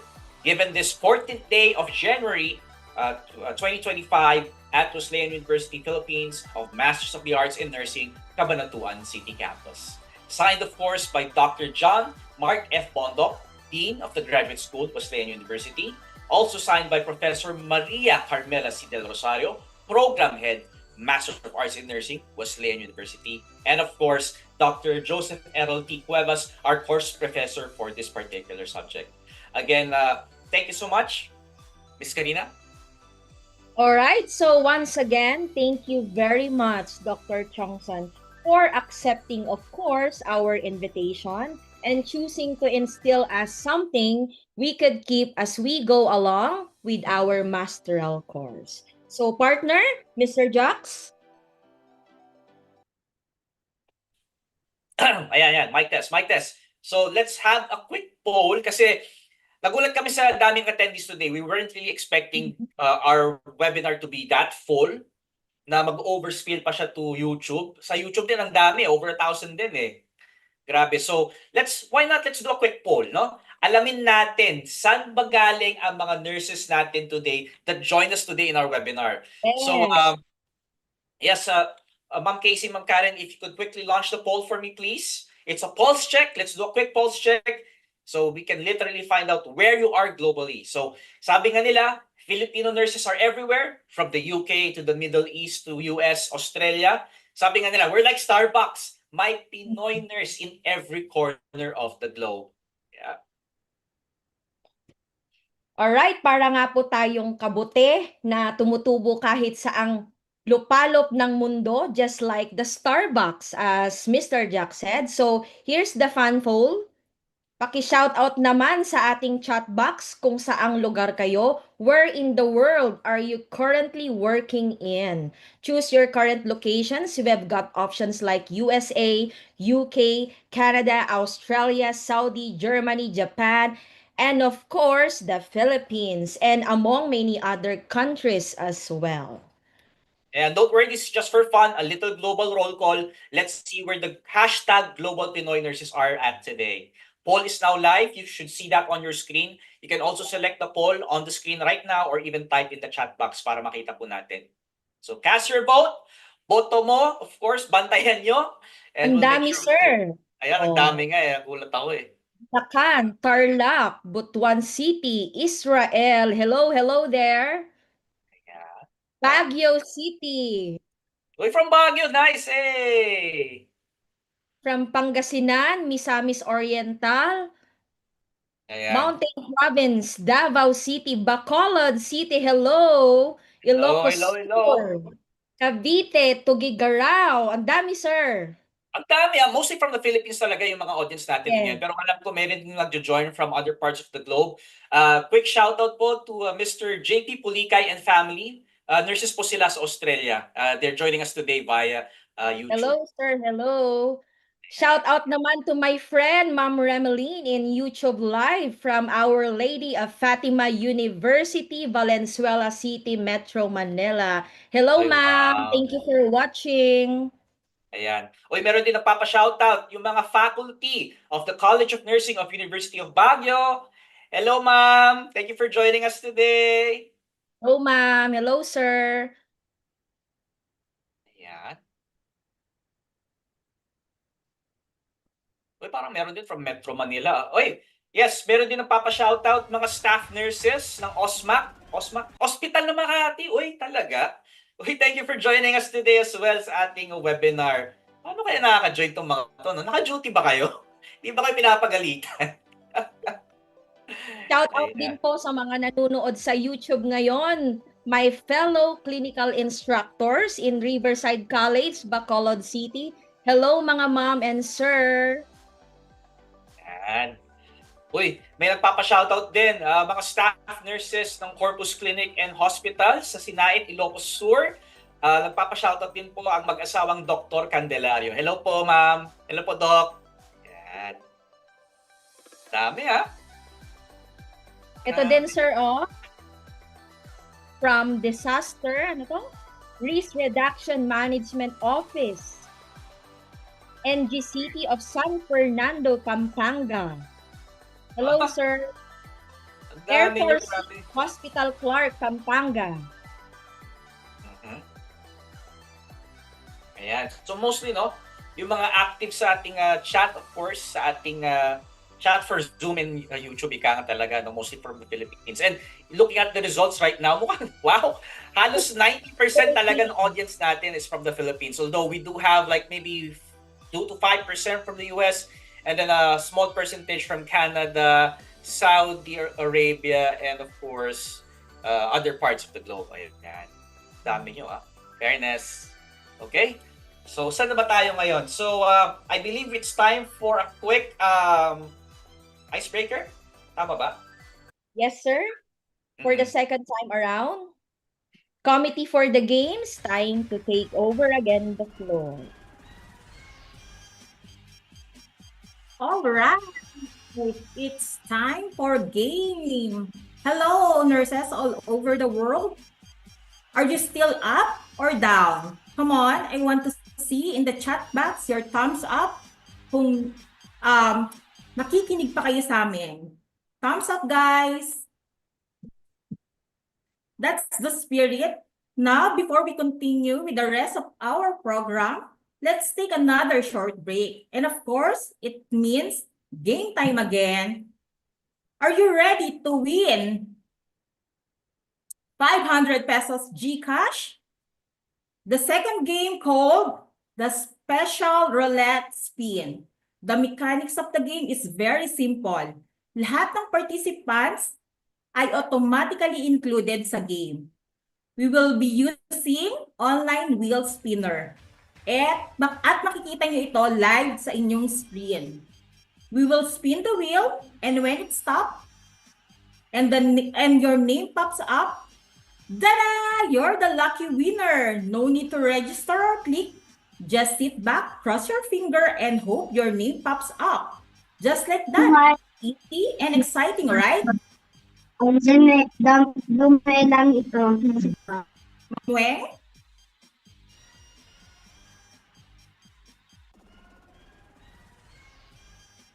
Okay. Alright, participants, welcome po sa aming second game, the Special Roulette Spin. So let me give it a try, Ma'am Abby. Okay, so we have 7 winners po ulit ng 500 pesos GCash from our YouTube and Zoom audience. No? So, alright, let's spin the wheel. Ako, Ma'am Abby, sino kaya yung ating maswerte? Sino kaya ang maswerte na nanalo ng 500 pesos GCash? Ay, me, kung ating feedback, baka kayo na maswerte.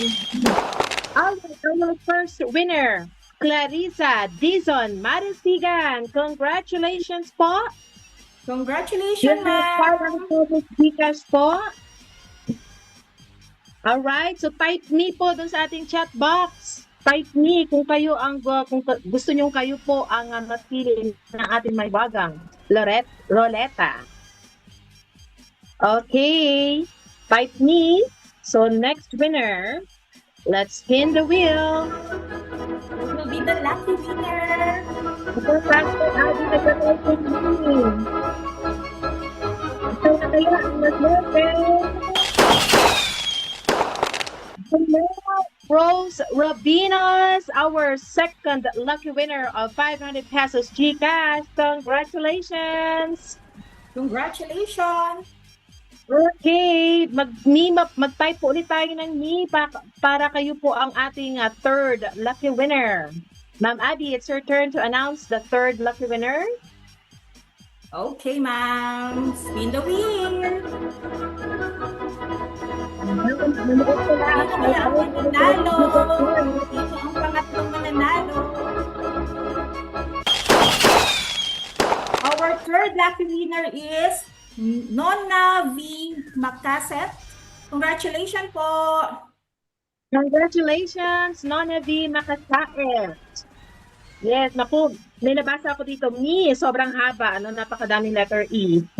Malay mo naman. Okay, let's spin the wheel for the fourth lucky winners.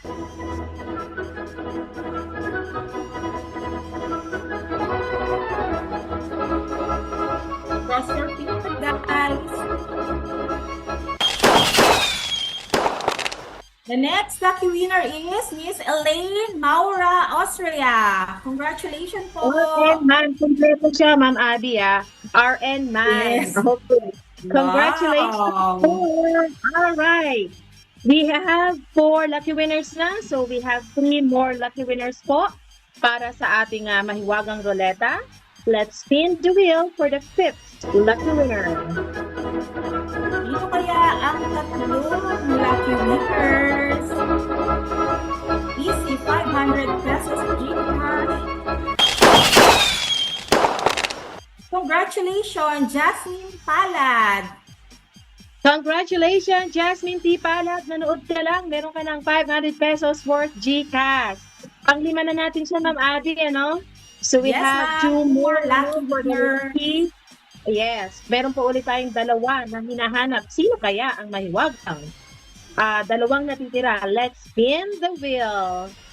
Spin the wheel.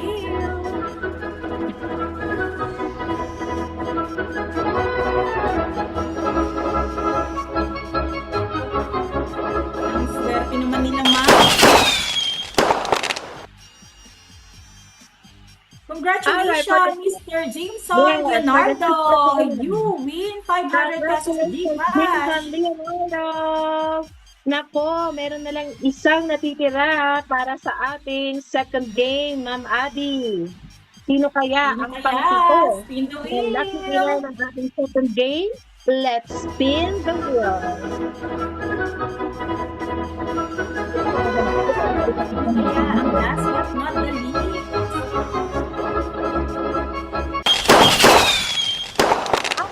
Ang pitong nanalo ay si Sherilyn B. Rodriguez. Congratulations for the 500 pesos Gcash. Paki-wait na lang po. Congratulations po sa ating mga winners. Our team will reach out to you privately right after the webinar to send your 500 pesos Gcash prize. So don't forget po to check your inbox. Okay? So and to everyone else, thank you so much for joining the fun. Don't worry po, meron pa po tayo maraming surprises, exciting activities, and prizes coming up throughout today's session. So stick around po, stay active, and most of all, have fun. So, okay? Don't go anywhere. Make sure po to stick around until the very end po ng ating webinar so you don't miss out on claiming your prizes. No? So if you're one of the lucky winners, just send a message on our Facebook page. The link po ay nandun po sa ating chat box and then right after the session. Okay? So our team will get back to you and help you claim your reward, which is the 500 pesos Gcash. Okay? So once again, congratulations sa ating pitong lucky winners po ng ating Wabang Goleta. Congratulations. Sir Jack, take it back to you. Ayan, well. Congratulations sa lahat ng mga nanalo. Saan ka pa? Nag-register ka lang, nag-attend ka lang, tapos boom! 500 pesos! Gcash agad. So, Gcash pa ba for more? So, again, just make sure to stay for the entire webinar and you'll be eligible for more prizes. Ayan. So, once again, congrats sa mga swerte nating mga winners. Now, moving on, of course, mga ka-nurse, super excited ako to welcome our next guest speaker. Pero syempre, di ko to gagawin mag-isa. And to do the honors, here's my partner in crime, the one and only Miss Karina. Thank you, Sir Jax. So, all right, we are honored now to introduce Dr. Maria Janet Lapis Bloom, PhD RN MSCI FAAN ANEF at tenured full professor and Director of International Programs at the School of Nursing, University of Texas Health Science Center at San Antonio. Dr. Bloom holds advanced degrees in neuroscience and clinical investigation. Her career is characterized also by a profound commitment to improving the health of diverse and underserved populations through education, research, and community engagement. Not only that, Dr. Bloom has made substantial contributions at the local, national, and international levels. Since 2009, she has spearheaded free health screenings, including those for diabetes, cardiovascular disease, cancer, hepatitis B and C, and mental health for over 10,000 individuals in partnership with community organizations. These initiatives not only address critical health disparities but also provide transformative hands-on learning experiences for nursing students, reinforcing the values of social justice and community service. Aside from that, she is also a respected leader in numerous organizations.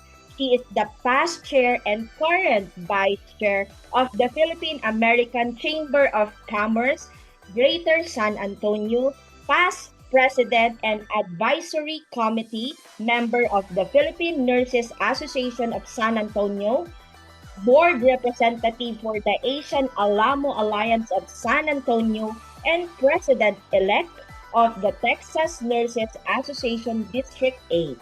Her civic engagement extends to military partnership, where she serves as the Air Education and Training Command, Commander Civic Leader, and Honorary Commander Emeritus of the 149th Wing Texas Air National Guard. Additionally and nationally, Dr. Bloom founded the Filipino American Patient Centered Outcomes Research Network, which spans 15 U.S. states and established the Center for Filipino American Health to improve health outcomes for his underserved population. She has also held key leadership roles in the Philippine Nurses Association of America and its foundation and chaired the 2024 American Academy Nursing Policy Conference Planning Committee. Globally, Dr. Bloom launched the Virtual Global Health Hub, a quarterly educational platform connecting institutions in Brazil, Japan, Namibia, Mexico, the Philippines, South Korea, Thailand, and Turkey. She has also introduced the Team Steps patient safety program in Thailand, Colombia, and the Philippines, training master trainers to expand its reach.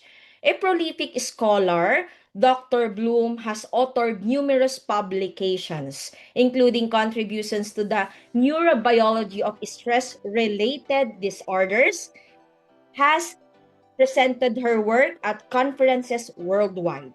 Her achievements have earned her prestigious honors, including induction as a Fellow of the American Academy of Nursing 2019 and the Academy of Nursing Education 2021. She is also a recipient of the Presidential Teaching Excellence, the Texas Nurses Association's 25 Outstanding Texas Nurses Award, and of course, multiple other recognitions for research and community service. In recognition of her contributions, she will be inducted into the San Antonio Women's Hall of Fame on May 31, 2025. Dr. Bloom's work exemplifies the integration of academic excellence, community leadership, and global impact, making her a transformative figure in nursing and public health. To present her lecture titled Advancing Nursing Leadership and Excellence starts with the nurses advancing stress reduction and burnout. Let us all welcome Dr. Maria Danet Lapis Bloom, PhD, RN, MSCI, FAAN, ANEF. Please ensure your microphones are off and use the chat box for any questions.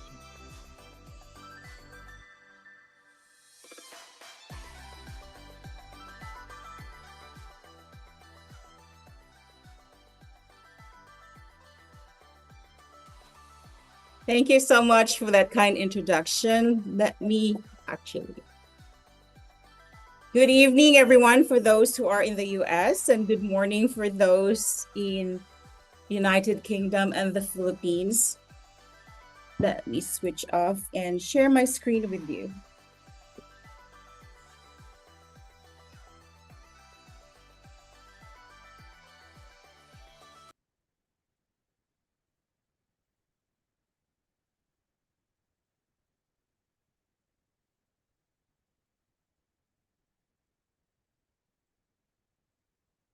All right.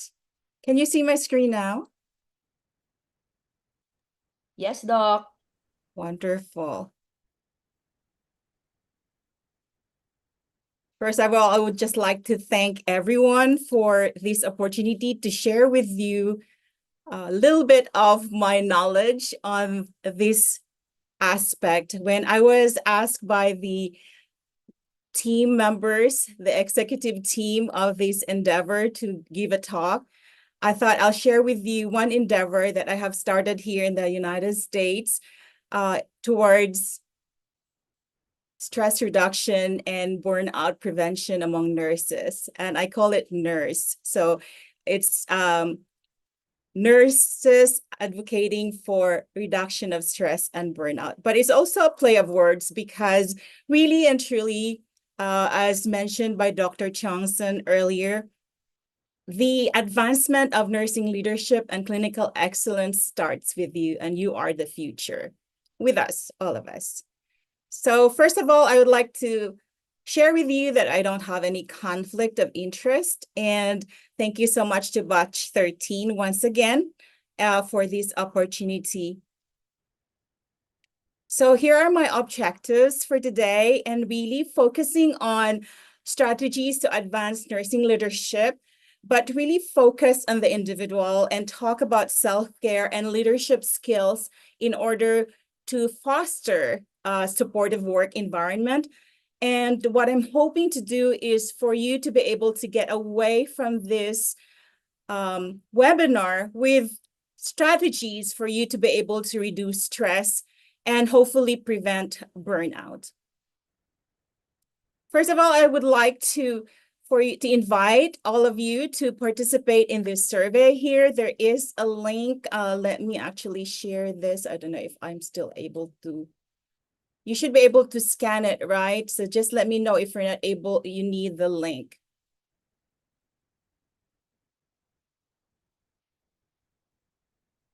So I have some shirts. I would have 5 winners. The first 3 will receive this limited edition shirt which has the word nurse in different languages and welcome in different languages. So I'll be sending this to you, the first 3 respondents, and I will also be giving it to the 50th and the 75th percentile responders. Oh, I could actually send that. Survey. Add that in the chat.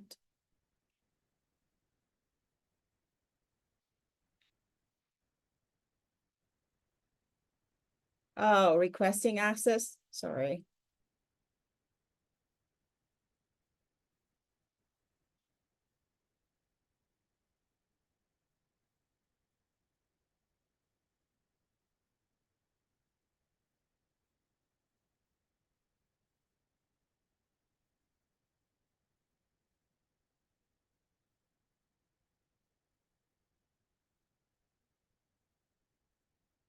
You should be able to hit it now.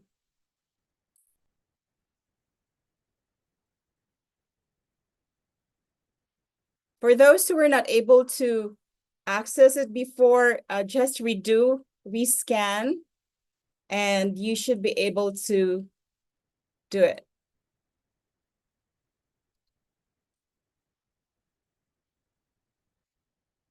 Do you still have issues with it?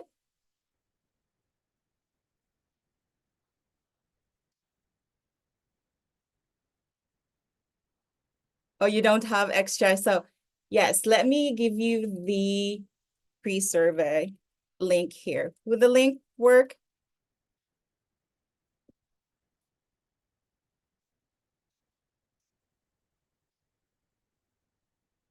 You should be able to tap on the link. If the tech people, if you and chat people, do you mind please sharing it in YouTube, the link?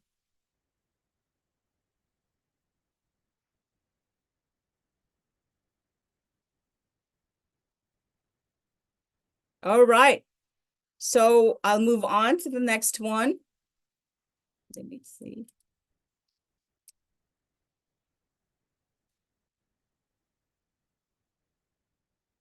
Why is my slide not go? Okay.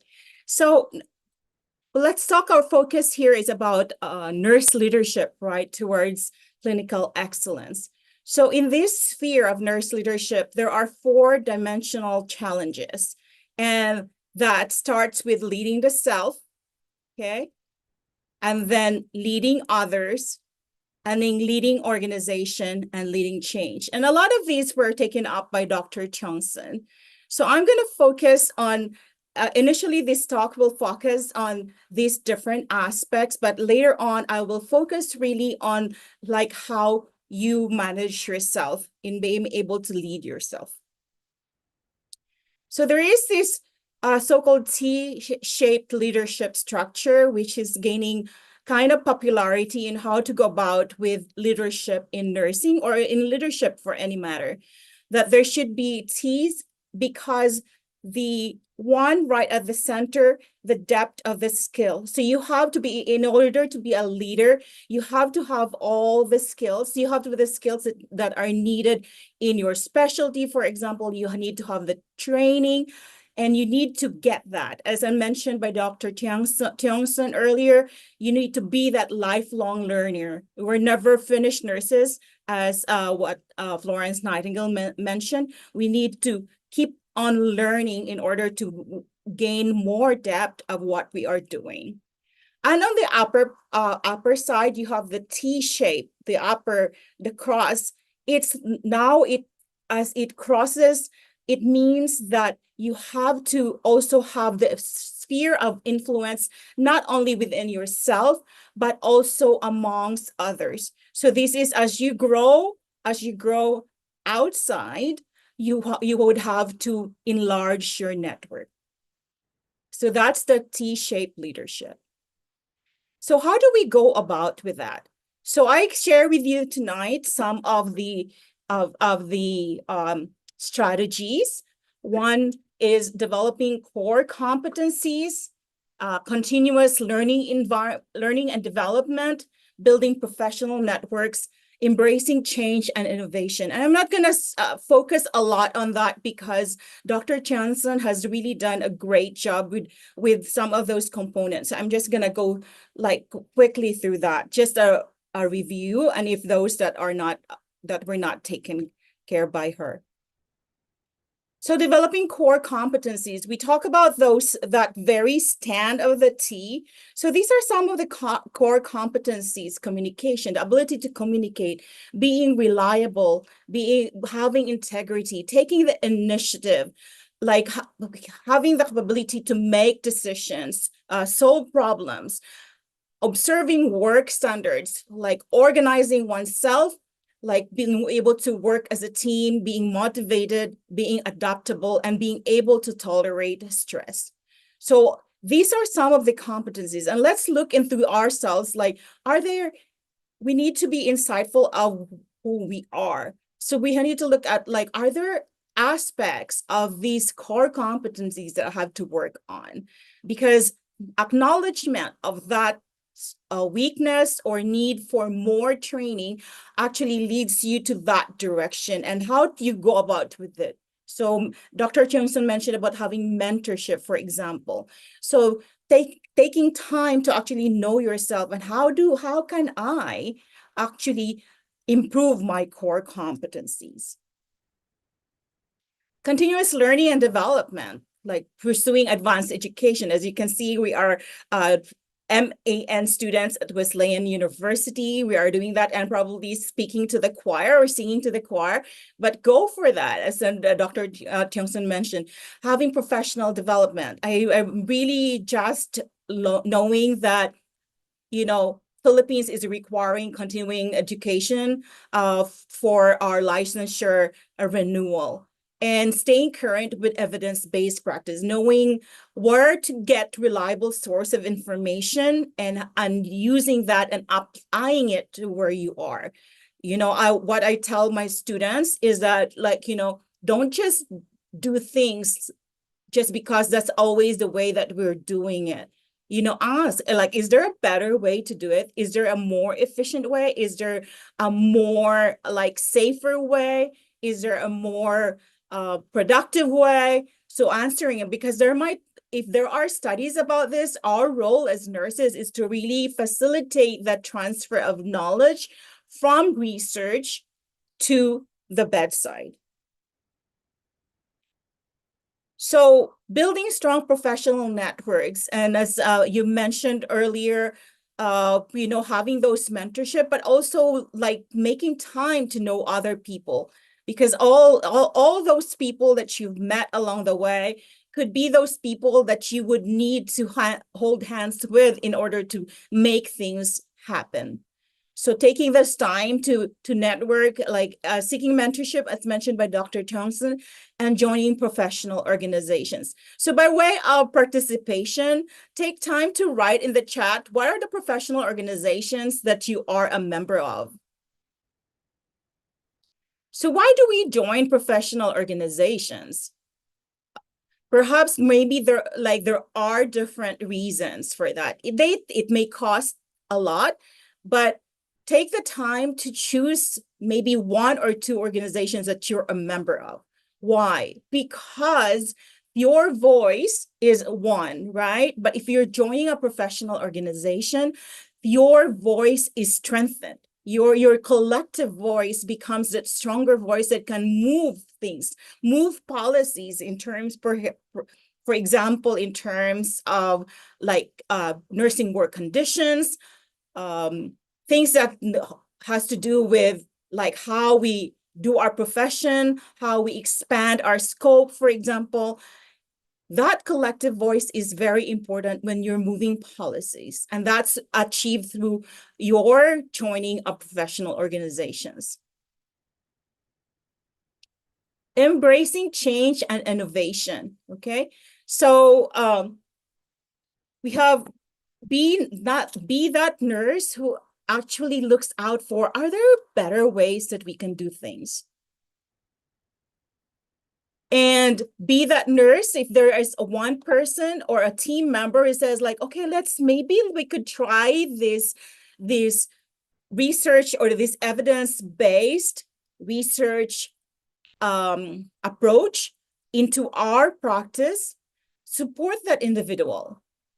Because we need to be collective in terms of making sure that what we are doing to our patients are actually, one, effective, two, efficient, and also it's safe, right? Okay. Promoting quality improvement. I think that I was speaker of the previous group of MAN students, and my topic was on quality improvement. So taking the time to actually participate on those quality improvement initiatives would really go a long way with regards to how we provide care to our patients. Okay. Advocating for change. There is nothing more constant than change. Change is the only constant thing. And so that's one of the things that I always keep in mind, that although some people may or all people may view change as a negative thing, there are changes that could be positive for you. So having that outlook of, like, this could be better, especially evidence-based approaches, be that person to advocate for that change. Okay. So one of the things that we mentioned in that 4 dimensions is like working as a team, leading teams. Okay. So Mr. Linshoni wrote a book on the 5 dysfunctions of a team. And these 5 factors, behaviors, are shown here in a triangular format, with the very bottom, the trust, then the conflict, commitment, accountability, and results. Okay.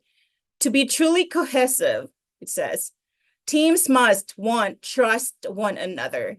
Okay.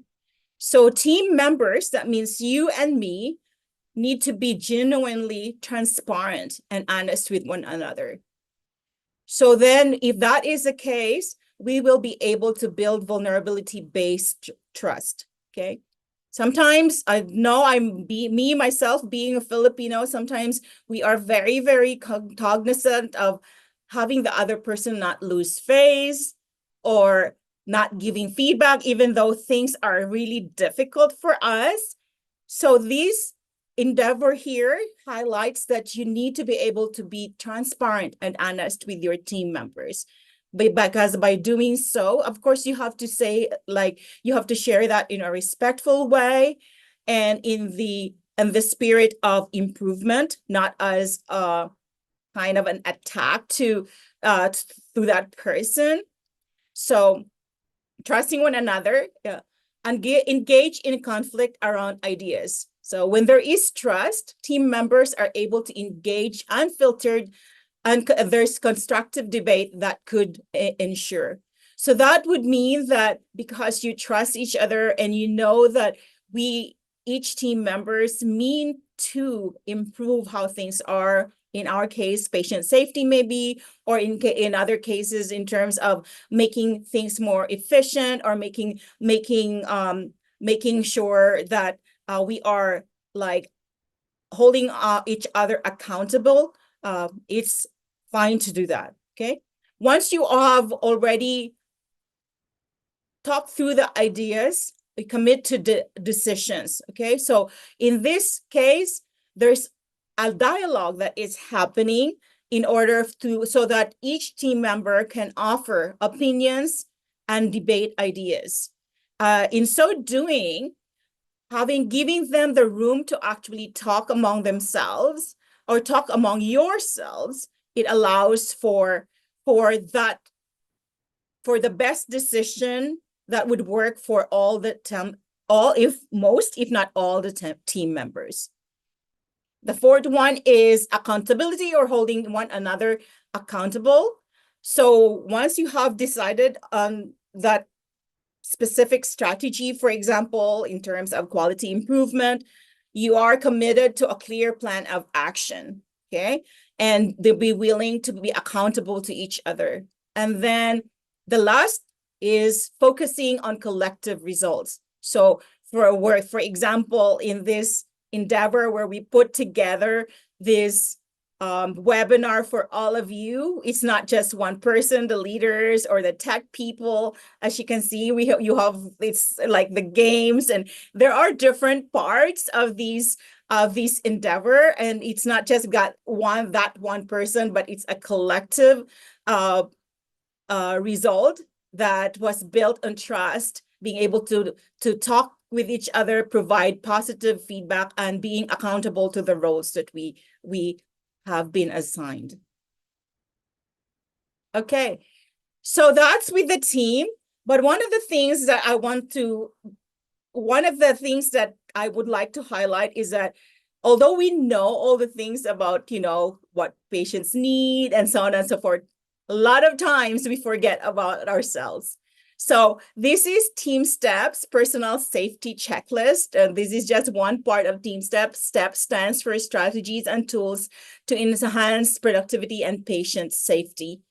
So you need to ask yourself every time before you provide care or before you join the team, like, I'm safe. You have to kind of check for yourself, like, I stands for illness. Am I sick? Are there things that is going on, or am I ill that would actually prevent me from being that safe healthcare provider, or being that individual who is part of this team and can't function well? Am I taking any medications that would affect my work? Am I stressed? Okay, what are the stresses that I have right now? Am I under the influence of alcohol or drugs?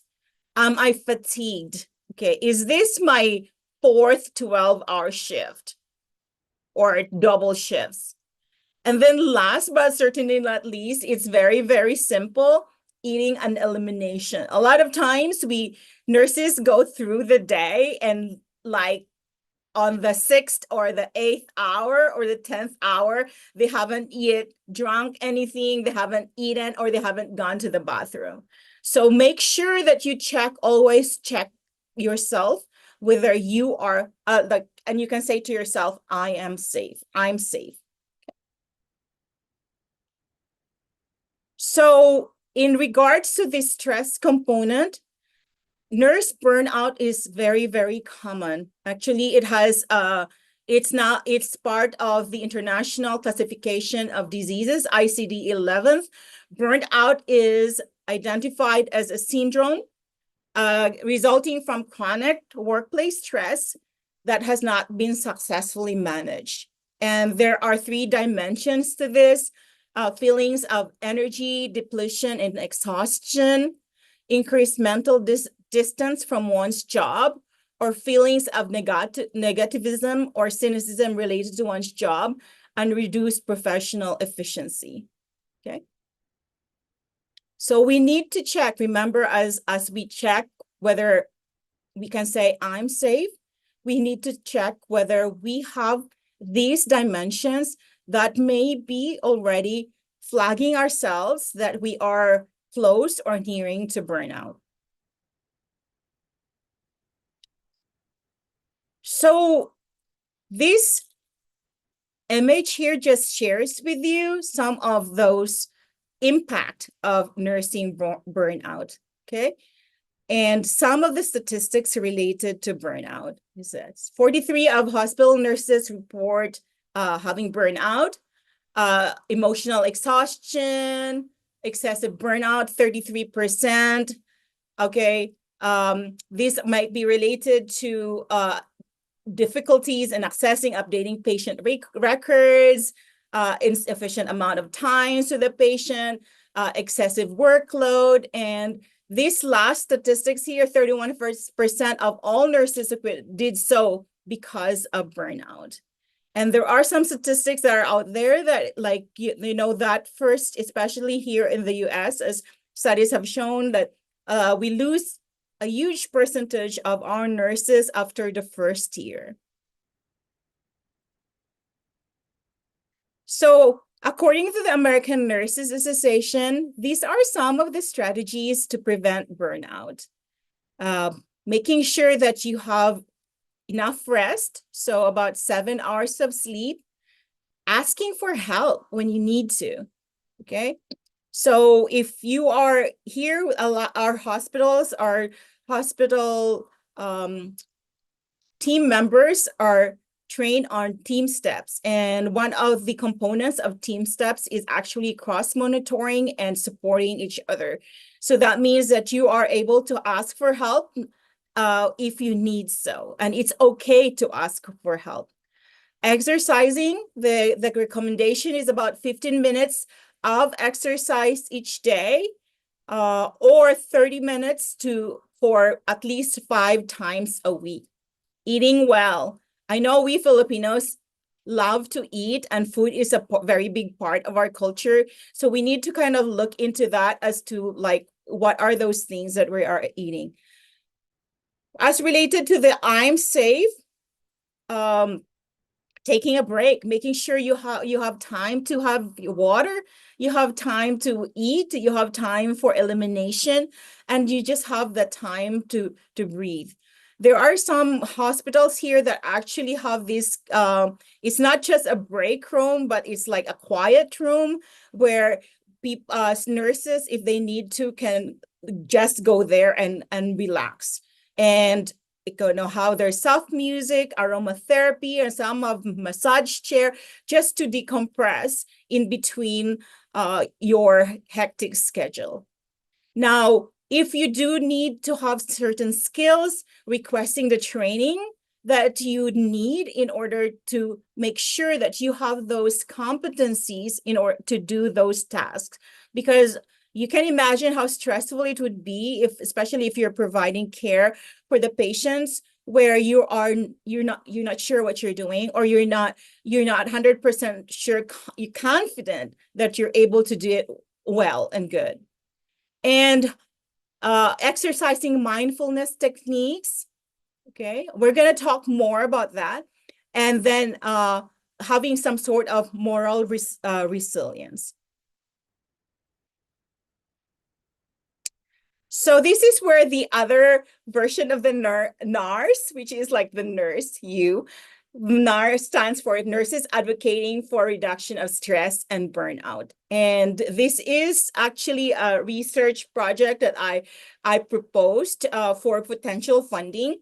And the goal of this research project is to provide nurses these two very common evidence-based interventions of mindfulness and emotional freedom technique. So in this juncture, I would like you to write on chat whether you have actually practiced mindfulness or EFT. So if you can just write it down, what you have practiced before. Okay. All right. While you're doing that, I'm going to move on to the next slide. So we should have evidence-based practice, right? So I want to show to you there are a number of studies there that looked at mindfulness. And in this slide, I am highlighting 2 systematic reviews and meta-analysis on the use of mindfulness in order to reduce stress and depression among nurses. So as you can see in here, Caro et al. 2023, there were 16 randomized controlled trials that were reviewed, and they showed that there was alleviation of stress and depression among the nurses that were included, that participated in those randomized controlled trials. And their recommendation was support for nurses' mental health must be included while implementing personal and professional development plans. Ramachandran in 2023 conducted a systematic review and a meta-analysis on the effect of mindfulness on nurses' psychological well-being, burnout, and post-traumatic stress disorder. And these were 14 studies up to 1,077 nurses, and they reported that mindfulness-based interventions can effectively reduce psychological distress, stress, depression, and some dimensions of burnout. And they highlighted that because of these success or effectiveness of mindfulness interventions, that the individual's practice of mindfulness should be actually supported, and it should be encouraged, especially in nurses, amidst nurses' demanding clinical work environment.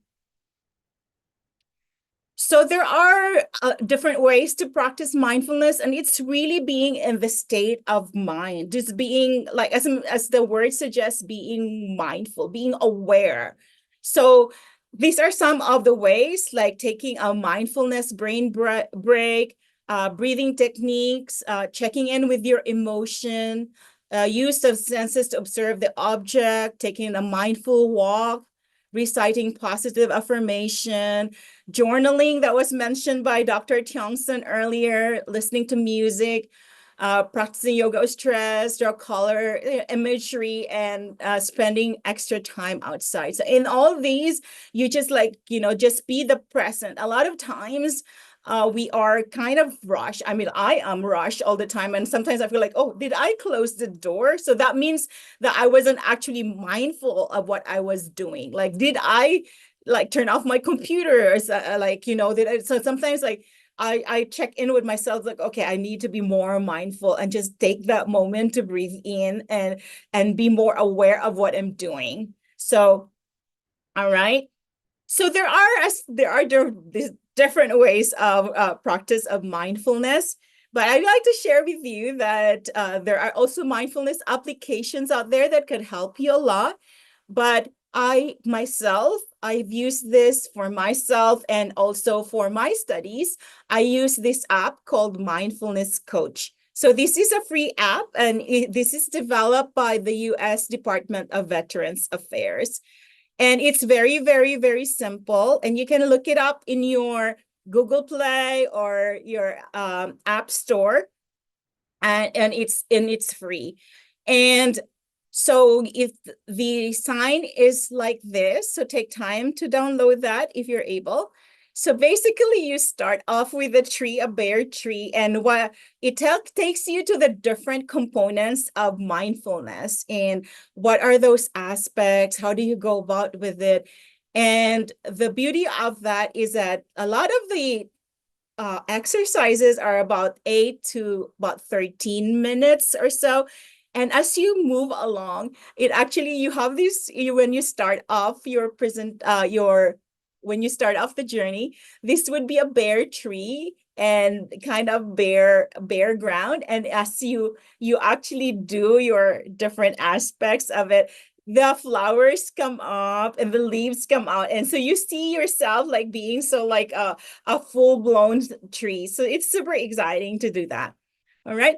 So enough of that. I think we should take time to actually practice it while we're here so that you have something that, it's not just a theory thing that you learned, but it's something that maybe hopefully you could incorporate into your daily life. Okay. So let me see if this would work with you. I'm going to turn it on at my end. And we're going to do what we call the awareness of the breath. So cue me up if you don't hear this. But first of all, go somewhere where you can have a quiet place. If you're in a busy place, maybe choose somewhere where it's quieter. And then you sit with your hands in your lap. And then I will start with this. Are you ready? Let's see if you could hear the volume. Let me see, where is this? Okay. This is about 8 minutes. We're good in time.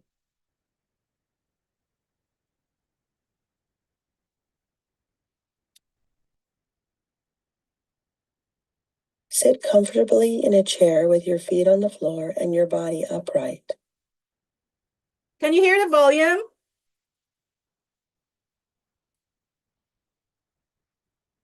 Okay. What? Begin. Let me return that one.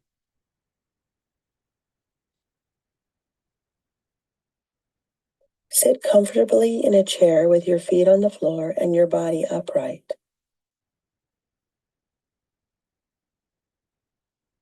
Begin by noticing your body's contact with the environment. Feel yourself sitting in your chair.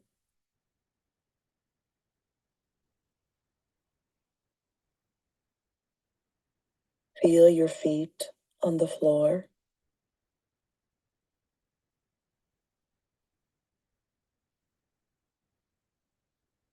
Feel the bend of your knees or elbows.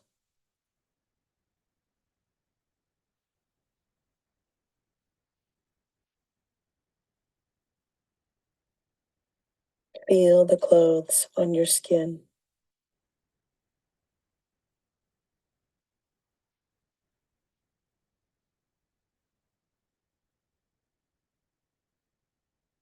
Then let your gaze gently soften and take a moment to pay attention to all the sounds that you hear.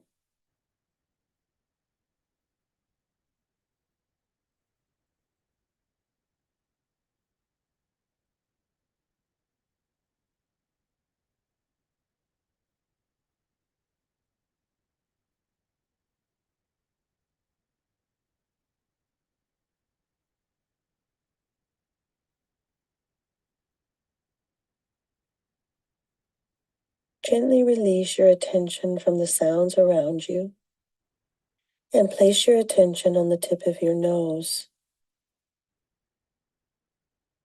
Begin to notice your breath moving in and out of your nostrils.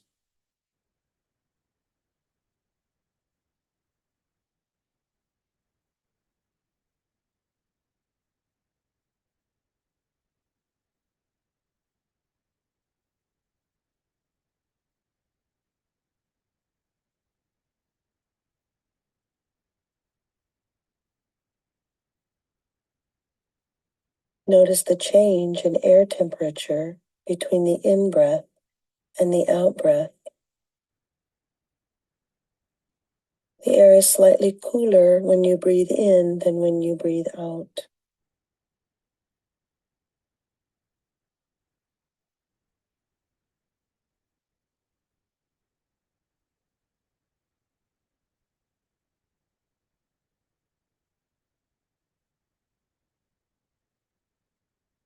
Gently follow your breathing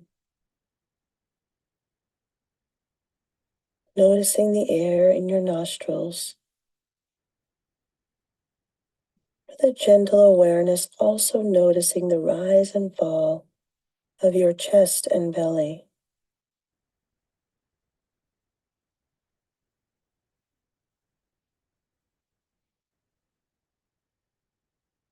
Relax into your breathing and allow it to be natural and unforced.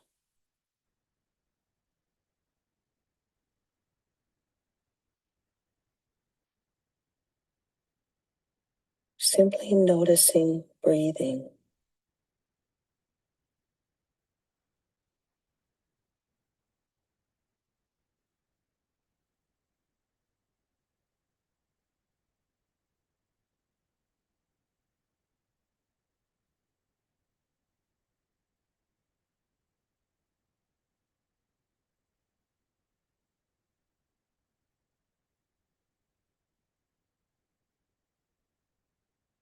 If you become distracted by your thoughts, simply notice this and return your attention to your breathing.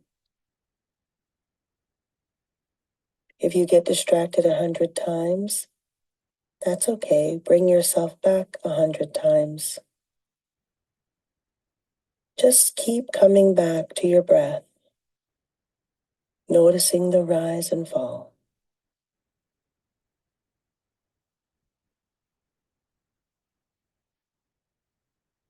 Now take the next few minutes to attend completely to your breathing.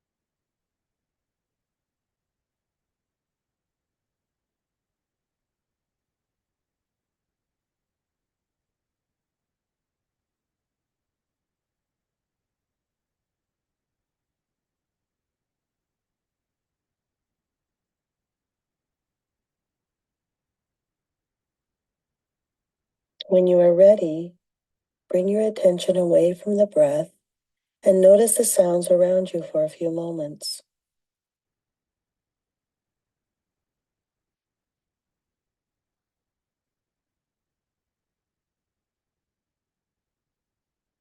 Then focus on the sensations in your body again.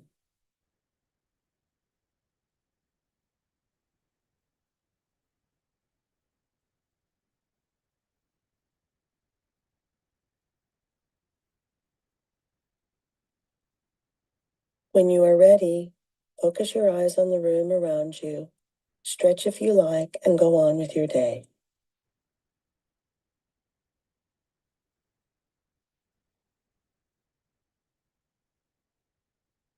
All right. So once you're done with that one, I hope nobody fall asleep, especially for those in the US where it's like what, like almost 11 o'clock. So so that's the way about it. It just takes you away from the hustle and bustle of your day and to just focus on your breath and being mindful of what your body feels. So maybe it's a little bit difficult for those that are not used to it, but like once you are in you have incorporated it in yourselves, then it becomes a lot easier. I tell you, like we have done our studies with veterans who are actually like have neurological deficits and traumatic brain injuries, and they have really found like using mindfulness coach daily as being very, very helpful. Some of my participants said, this is a lifesaver. This is a relationship saver for us, especially those with post-traumatic stress disorder. All right. So thank you so much for your being game to participate on that. Well, I guess you didn't have any choice, right? But I hope you did try it. So we shift now to the other evidence-based approach, which is the emotional freedom technique. And these are just some of the studies with regard that has actually used emotional freedom technique. Having said that, there was actually just one study that looked into the nurses' stress and anxiety and burnout. And these were nurses who were providing care for COVID patients. And what they have done, this Denser and Indangel, actually they did one session, one emotional freedom technique session to nurses providing care for COVID patients, and 72 nurses, and they have found significant reductions in stress, anxiety, and burnout scores in nurses who actually were the intervention group. And they concluded that this single one-line EFT session reduced stress, anxiety, and burnout. Having said that, actually, there's a number of studies on EFT, on how it could be treatment for psychological distress. For example, Klond in 2016 published systematic review and meta-analysis of 14 randomized controlled trials where they found that it significantly reduced EFT practice, significantly reduced anxiety scores. And then Church in 2022 wrote a systematic review on how EFT treatment is effective for psychological conditions, for anxiety, depression, phobia, post-traumatic stress disorder, and then physiological issues such as pain, insomnia, autoimmune conditions, professional and sports performance, and biological markers of stress. So as what we have done with mindfulness, I'm going to take you through, I'm on my 43rd minute, so I still have time through just an EFT sample. Okay, are you ready? Right. So basically, the basis of EFT is like, if you're familiar with acupuncture, where there is like a meridian, it's Chinese practice, right? That the body is composed of meridians, and if there is some sort of clogging or it's not flowing well, that's when you feel stress, you feel pain, and all those kind of illnesses. So the premise of this is that emotional freedom technique or tapping is used in order to release those clogged meridians. Okay. So these are just the EFT tapping points here. So you kind of start, there are different variations of it. So you feel free to watch it in YouTube. So basically, there are practices where you have to say like some sort of a reflection of how you are feeling, and some others they don't say something. So but I will start with I will show you the one where you say something. So the statement starts like this: despite of my stress, or something like that, in spite of my stress, so whatever condition you are feeling, sorry, in spite of my illness, or this in spite of my pain, or in spite of whatever it is you're feeling. So let's just say it's stress. So I say, in spite of my stress, I am feeling relaxed and loving myself, or something like that. Okay, so there are movements. So the thing that you do is to have two for a smaller space, 2 fingers. You could also do one for smaller spaces, and then you use all 4 fingers if there are bigger spaces. So let me see if I make sure that I'm actually high enough so you can see me. Okay, so these are all the different points here. There is the side of the hand, the side of the eye in here, side of the eye. You have the eyebrow, and then the under the eyes, under the nose, under the mouth, collarbone, and then underarm, and then top of the head. Okay, so you start off. So in spite of, so it's basically what you're feeling right now, and you can make it to tailor it to what you're feeling right now. So in spite of my stress, I am relaxed and loving myself. Okay, so the first portion is the hand chop, karate chop. So you do your karate, it's this part here, and basically your 2 fingers, and you just do, in spite of my stress, I am feeling relaxed and loving myself. In spite of my stress, I am feeling relaxed and loving myself. And you can do both sides. So but the meridians are in 2, they're bilateral. So some people do one and then go to the other. Okay, the karate chop.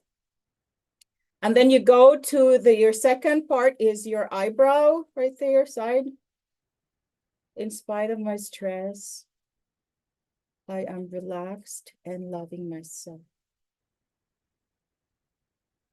The side of the eye, and then you go to your eyebrow. You could also do just one or both. In spite of my stress, I am relaxed and loving myself. And then you go to under the eye right here. In spite of my stress. And then under the nose. You do your mantra. By the way, you also like your breathing also is incorporated here. And then under the mouth.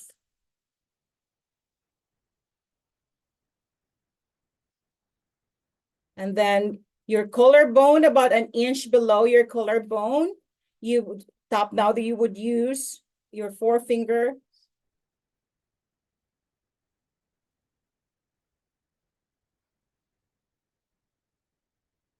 You go do your mantra to yourself.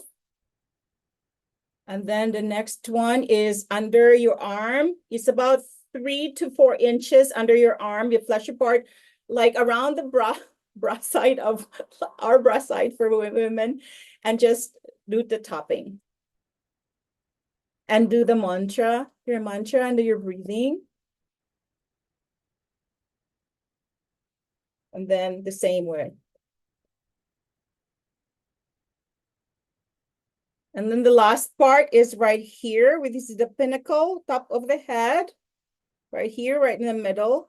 And then you do the same thing.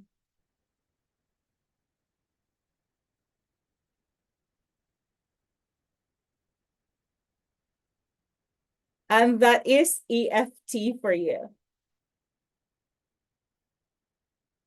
So a lot of people, it might be, you might be, if you're stressed and you're in the middle of providing care for the patients, it might be a little bit uncomfortable doing all these things, but certainly the most common is for you to do the karate chop right here. And when you're stressed, when you're nervous, where you're anxious, I think there are also studies that actually indicate that this is also very good with weight loss.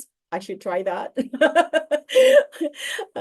Okay, So, all right, so that's EFT for you. So basically, it is recommended that before you kind of start this one, you kind of check in with yourself, like how much is my stress level right now, or how much pain do I have, or whatever discomfort you're feeling, you kind of put a grade to it, so that you can compare how it is after you have done the EFT.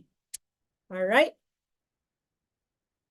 All right, so I'm hoping that we were able to meet the objectives we set out, thinking about nursing leadership, about centering and making sure you have the core competency, but also as you go up there in your T, making sure that you are also forming those networks and cementing your influence outside of your core competency.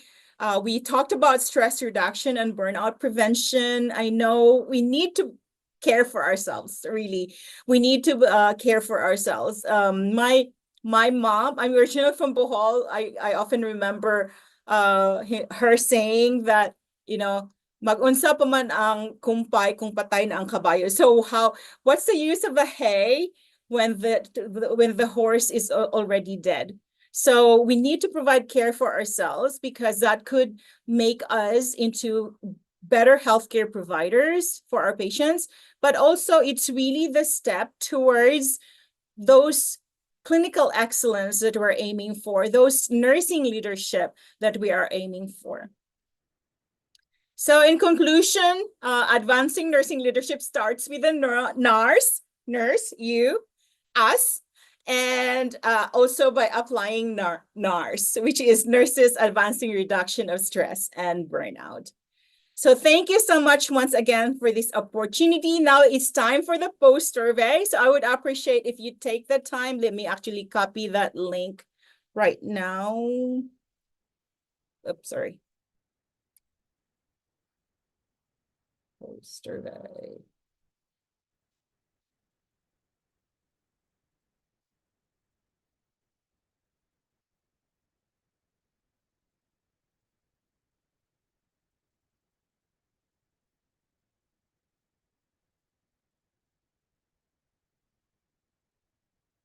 All right. Okay, so, oops, it moved. These are some of my references. Feel free to take a photo of this if you are, and you will have a copy of this presentation. These are some of the, well, these are all of the sources I've included here. And then thank you once again for your attention and your participation. I really, truly appreciate that. Let me go back to that QR code if you still need that. And for this post survey, we have a limited edition t-shirt, long sleeve shirt, lemon color shirt with, once again, translation of nurse into different buses, and then, okay, so take time to answer that. 5 winners will receive limited edition shirts, the lemon, and it will be the first 3 respondents, and then the 60th, and then the 80th percentile responder, depending. So I'm hoping you were able to catch that.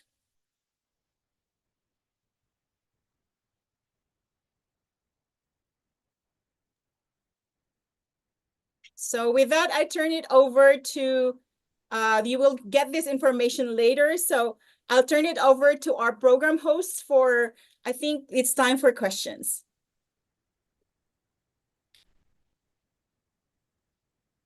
All right, thank you, Dr. Bloom, for blowing up our minds for that meaningful and informative lecture, and also for that simple token from you.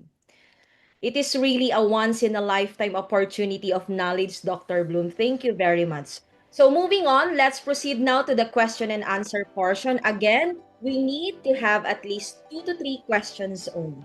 Just in case if no question coming from the audience, the speaker committee will be the one to ask to the speaker. So speaker committee, please take charge. Hello again, everyone.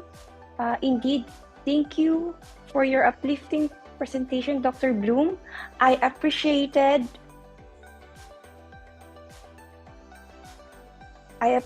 your insights into how nurse well-being is essential to strong leadership. So let's proceed with the Q&A session. So I have here from our audience, Miss Tessa Milan. So, in what ways can emerging Filipino nurse leaders reshape clinical leadership practices to address current healthcare challenges and promote sustainable, patient-centered care in the Philippines? Again, in what ways can emerging Filipino nurse leaders reshape clinical leadership practices to address current healthcare challenges and promote sustainable, patient-centered care in the Philippines? Oh, that's very deep. Thank you so much. What was the name? Mila or something? Miss Tessa Milan. Milan. Okay. Milan, Thank you yes. so much. So there are different ways that you can influence like clinical leadership and addressing things. So it could start from where you are, for example, like taking the lead and making sure that you're adopting evidence-based practice and so on and so forth, and leading that way, especially new leaders. You'll take time when you're nursing, especially you specifically mentioned emerging leaders. You take time to learn about evidence-based practice, looking up, being able to look up interventions that have evidence. So that could be your way.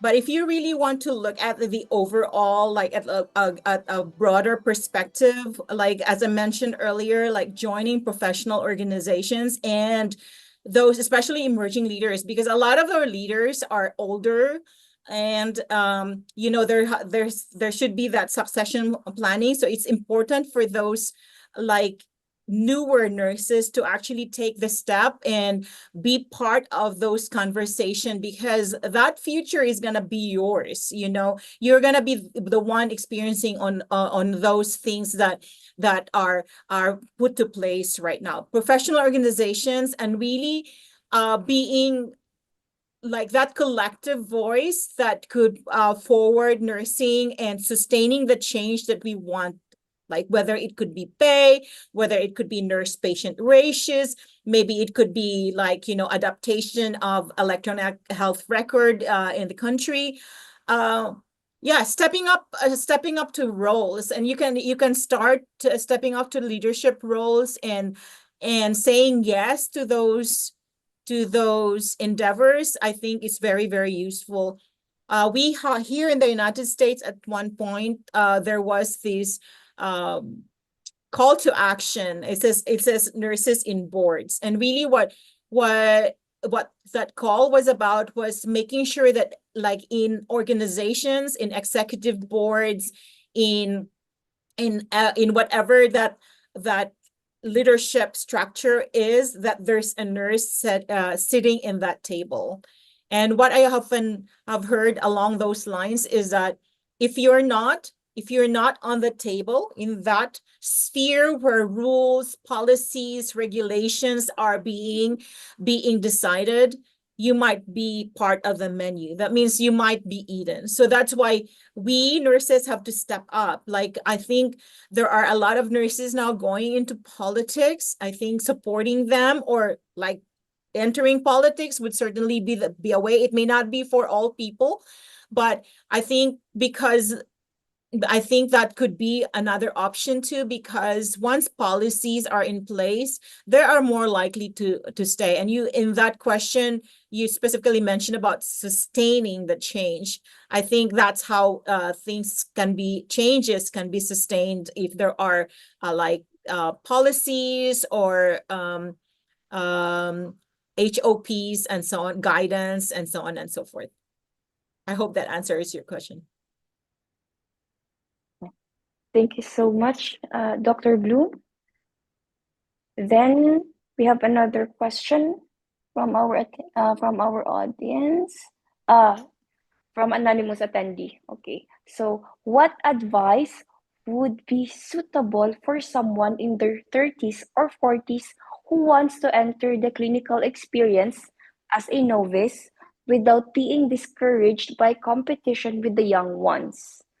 Again, what advice would be suitable for someone in their 30s and 40s who wants to enter the clinical experience as a novice without being discouraged by competition with the young ones? Good question. I think there's always gonna be competition. Okay, so you just have to you just have to deal with that. There's always going to be competition. So this is where the belief in yourself really comes in. You know, remember that T leadership thing where the T that stand there. You need to equip yourself with the core competencies. Okay, you need to equip with those core competencies, because if you have those core competencies, you are in good standing amongst the others. But valuing yourself and not doubting yourself is a way to go. And that's why I kind of share this kind of like stress reduction and mindfulness, because I think it really starts with that person in the mirror, right? Because if you're going to doubt yourself, then like you've already kind of lost the battle. So like believe in yourself, equip yourself with those competencies, and there you're in an even field with others. If the age is an issue, like, you know, like there are things that are coming out right now in the literature or by anecdotally where some of the nurse leaders are, I think Dr. Chongson made mention about this, like, you know, like for younger persons, like we're doing this job, we're done, we're gonna go. And I think the older generation, older 30 is not old, like, you know, we're more likely, okay, I need to finish this job and get this over and done with. So you may be like, you may think yourself as like disadvantaged because of the years, but you have those experiences. And I could see that with our students too here. Like we have young, intelligent like students, and we have older, maybe equally intelligent, but they're older, but they have that experience. Or even if they're not as intelligent, but they have that wealth of experience of having lived life that actually puts them in good stead. But my basic thing is that, like, believe in yourself, because it starts with you. Yeah. Do I sound like a psychiatrist now? Such an empowering message from you, Dr. Bloom. So for our last question, let's see. This is from Miss Hazel Franco. How the mentor can deliver properly the negative criticism to his or for her staff. So again, how the mentor can deliver properly the negative criticisms to his staff or her staff, to his or her staff, I mean. Yes, thank you so much, Hazel. I think this would be a subject of another entirely new webinar. Like giving and receiving feedback, and especially in our culture, it's very difficult, right? So, and that's why, like in every culture, I think. So one of the things that we have done is actually like cross-train, like train our staff, do interprofessional training within institutions about team steps, like, you know, and communication and so on and so forth, and like putting a culture of like we are going to work together towards patient safety. So if I'm going to call you out on something, it's not because I want you to feel sad and be down and like in the gutter and everything, but because I want you to be better.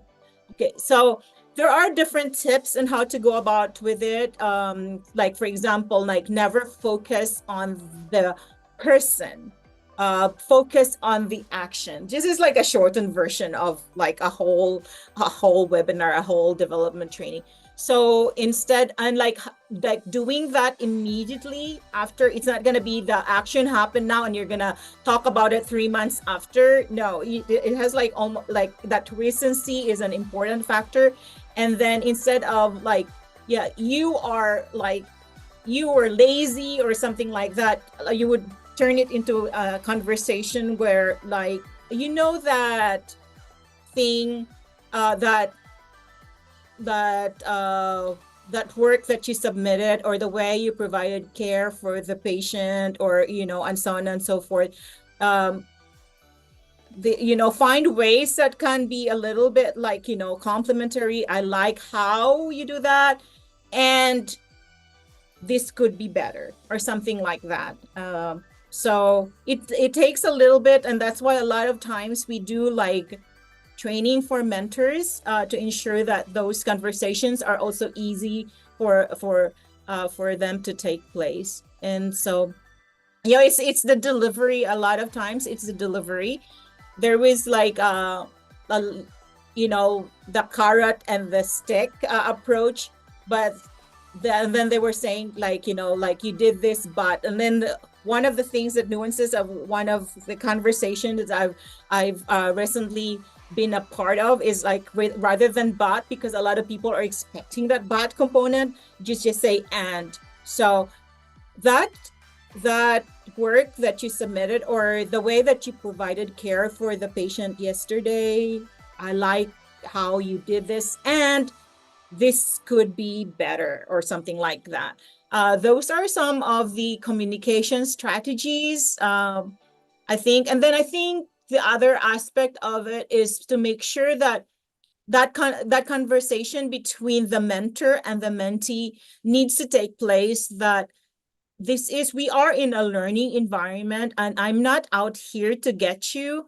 I'm out here to make you a better nurse, or a better co-worker, so that we can work together towards more productive or more efficient, whatever that conversation would be.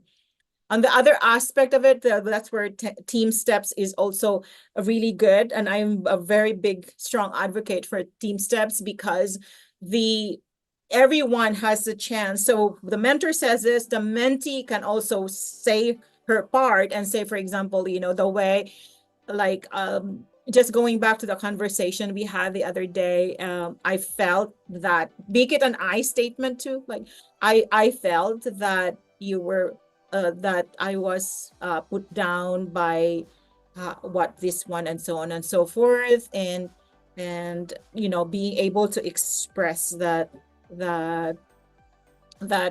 your thoughts is also very important. And that's within the culture of like team steps trained colleagues.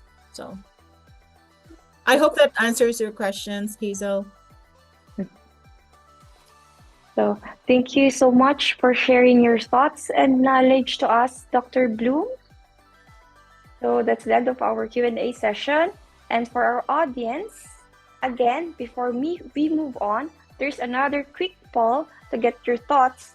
You should see it on your screen now. We'll give you again 30 seconds. Afterwards, we'll share the results. Hello, Tech Committee. So we have for our poll number 2, we have Lars Hagardo Versosa. Okay. So what's the biggest barrier you face in maintaining your well-being as a nurse?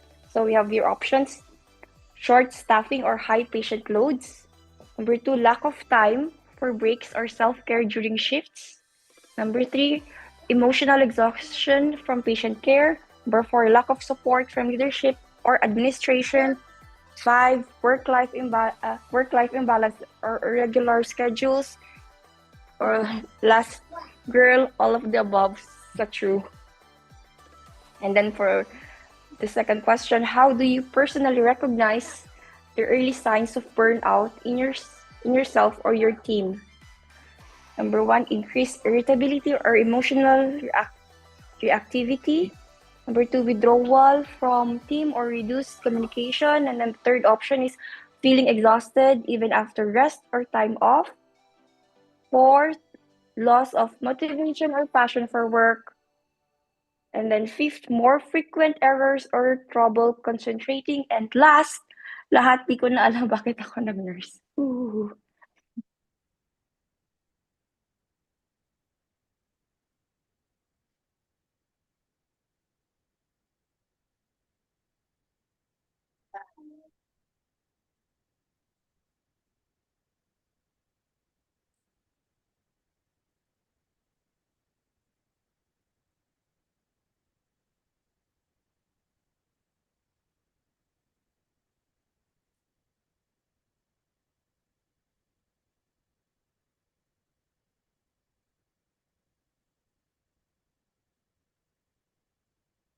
So we have here our results.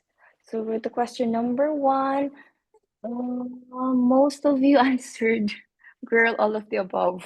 So true. And then for our question number 2, most of you answered, yeah, the last option. Lahat, di ko na alam bakit ako nag-nurse. Woo! So that's it. It's the end of our call. Anyway, thank you again for your participation. Miss Karina.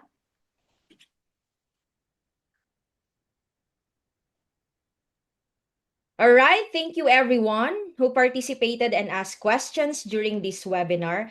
Your engagement made this session more valuable and we hope you gain useful knowledge.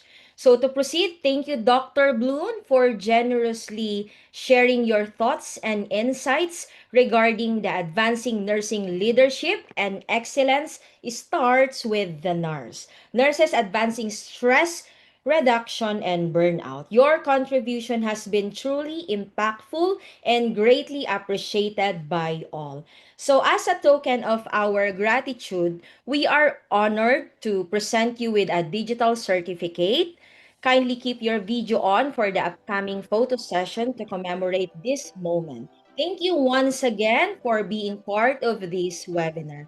So, Dr. Bloom from the Graduate School Master of Arts in Nursing, Wesleyan University, Philippines, Cushman Campus. This is the Certificate of Appreciation.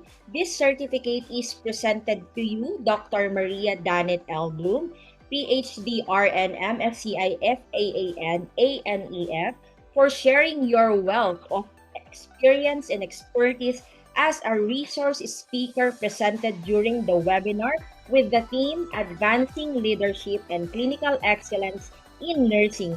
Through her presentation, Advancing Nursing Leadership and Excellence starts with the nurse. Nurses advancing reduction of stress and burnout. Given this 14th day of June 2025 at Wesleyan University, Philippines, Cabanatuan City, Cushman Campus. Signed by Dr. John Mark F. Bondoc, Dean, Graduate School, Professor Maria Carmela C. Del Rosario, our program head, and Dr. Joseph Errol P. Cuevas, our course professor. So, Sir Jax?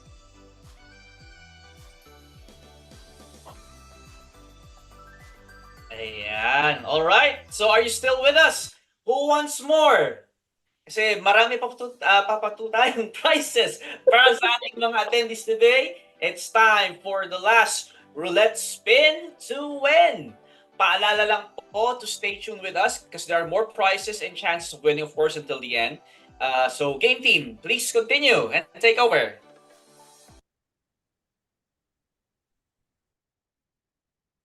All right, since you're all fired up, let's take a short break from our regular program and jump into a fun game. Our third game called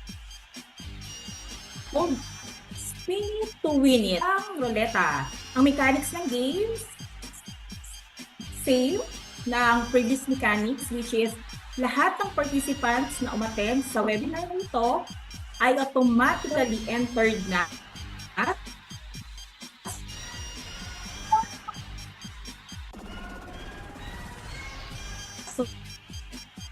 so wala yung gagawin, just cross your fingers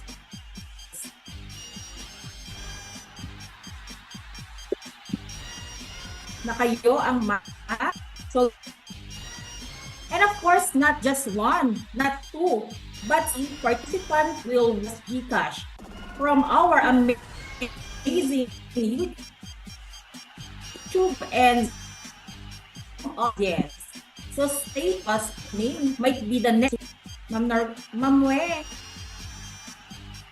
Okay, let's not wait any longer. Huwag na natin tatagalin at kitang-kita naman po na pinupusuan ng ating mga audience. Ibig sabihin, andito pa sila sa ating webinar at maraming salamat po sa pagpapanatili sa ating webinar.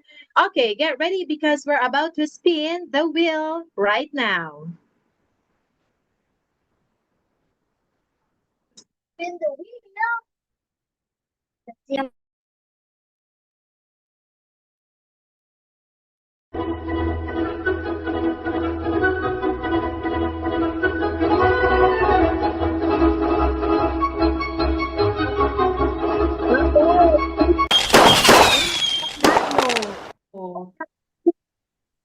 Abby,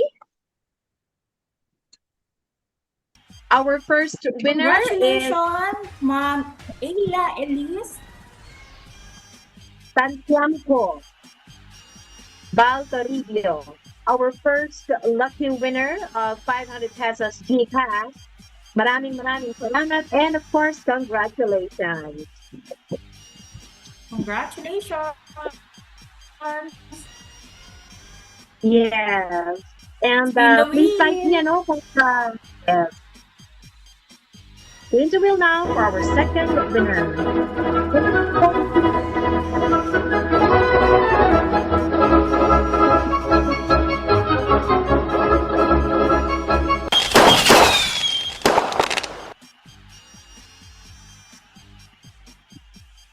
Our second lucky winner is Congratulations, Jehan Abdul Raham. You're the second lucky winner. Yes, congratulations. Congratulations.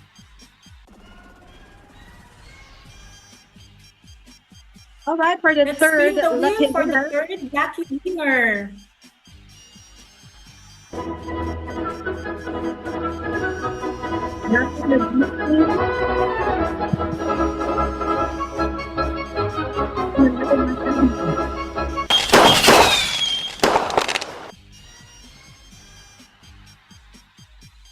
It's gonna be the next winner.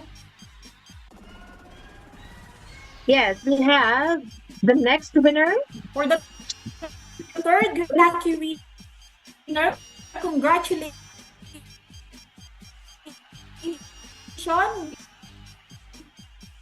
Sir Raymart Regino Mateo.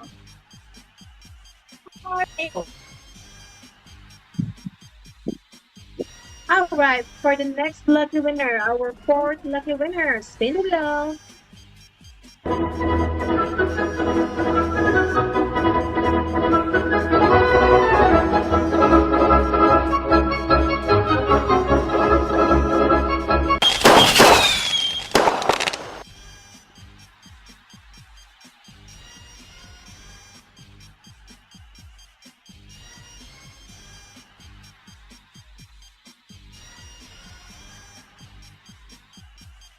Okay, congratulations, Joanne, Carla, Dumlao. You won 500 pesos GCash. Congratulations.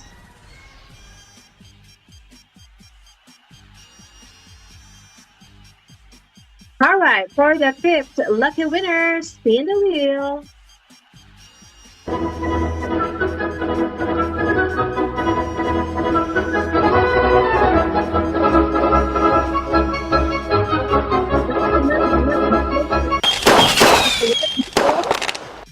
Eleanor D. Nicolas, ikaw ang pang-limang lucky winner ng 500 pesos GCash.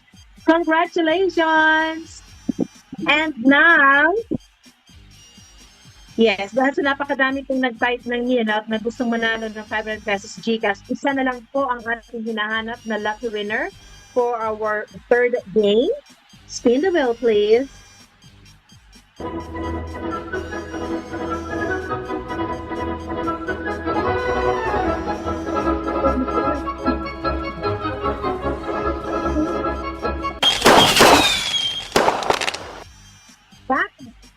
Mata, congratulations to our sixth lucky winner of 500 pesos GCash for our third game. Wow, congratulations sa lahat po ng napili, lahat po ng six lucky winners ng ating Spin It to Win It, ng ating third game.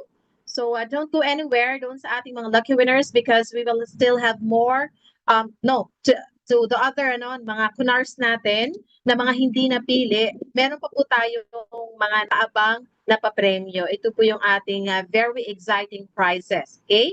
So don't go anywhere because we still have more spins and more winners coming up. So stay with us. You have to keep the energy high. And who knows, di ba? Sa the next scene natin, kayo na po ang mananalo. Okay? So right after the session, please send us a direct message on our official Facebook page. Click the link provided na po doon sa ating chat box to claim your prize. No? So one of our team members will get back to you shortly, right, to assist with you with the claiming process. So stay tuned. Back to you, Ma'am Karina.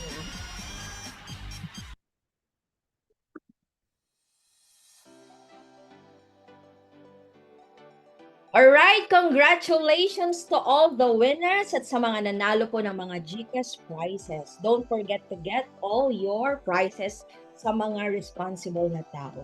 So we have had a wonderful half day so far, engaging for today's activity in a meaningful way.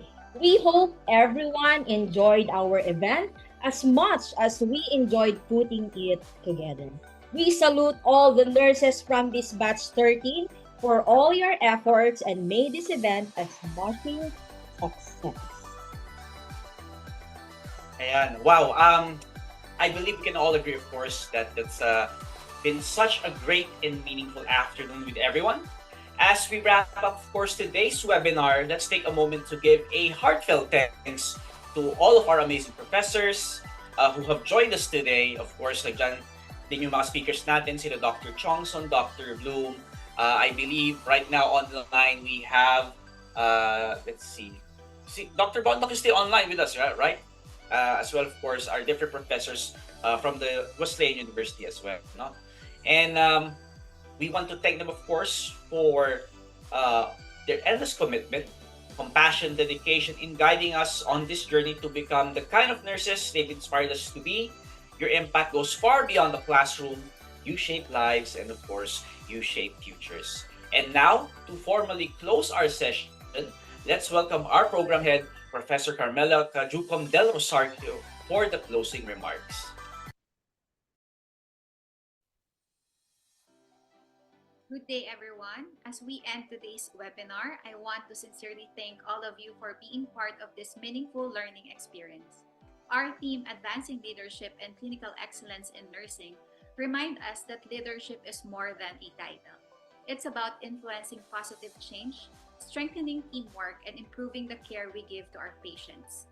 Through this in-service education, we explored how leadership styles affect clinical practice, team dynamics, and patient outcomes. We also reflected on the importance of resilience and how we can overcome burnout to stay effective and compassionate in our nursing roles.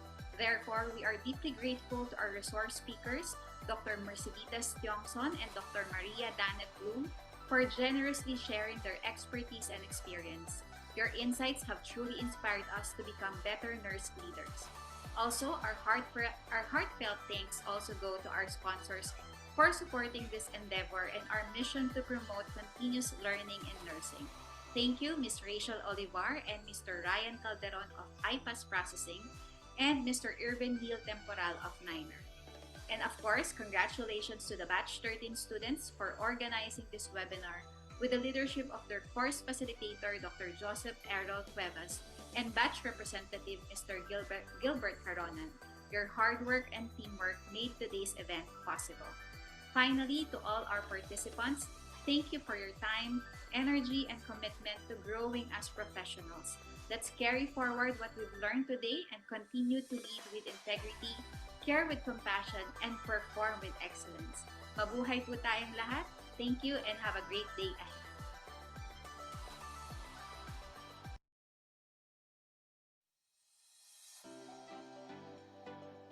Ayan, so before we officially wrap up, a quick reminder lang po mga ka-nurses, don't forget to fill out the post-evaluation form kasi no evaluation, no certificate. Yan ang rule.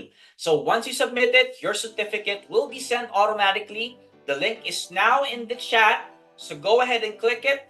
Meron din po tayong QR code on the screen, so you have multiple ways to get access to that evaluation form. So click on the link or scan the QR code. No? Ayan po. So your feedback, of course, means a lot to us basically, and will help us make future events even better. Ayan. Okay. So we'll be giving you a couple of minutes to answer the post-eval form. Again, we'll be posting the link in the chat for YouTube and Zoom.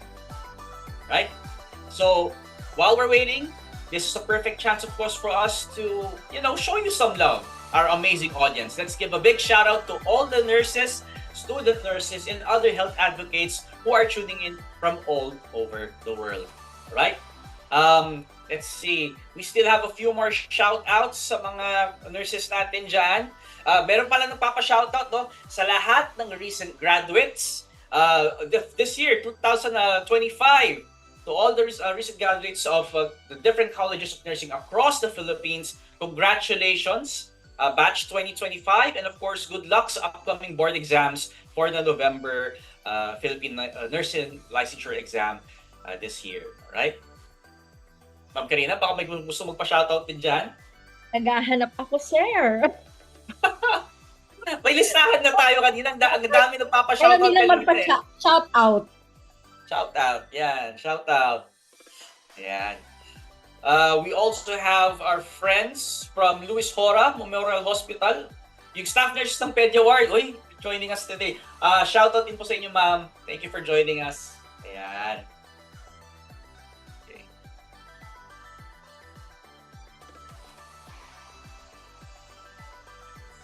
Shout out daw po to all the faculty, University of Baguio, Sir Jax.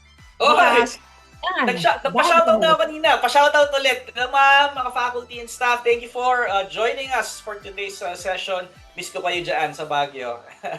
Ito daw, from School Nurse of University of Perpetual Health College, Calamba Campus. Hello po sa mga taga-Calamba. Pati faculty ng pamantasan ng lungsod ng Maynila College of Nursing. Pa-shoutout din daw. Hello po. Thank you for joining us today. From Munalin, Belente. Wow, hi po sa mga taga Luis Hora. Hello po, ma'am. Ang dami talaga nag-join, no? Yan nakakagulat dito eh.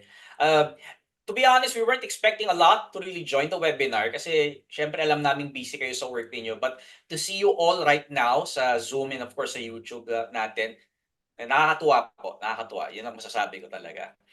Shoutout din daw sa Manila Naval Hospital Nurses. Wow. Thank you for joining us today.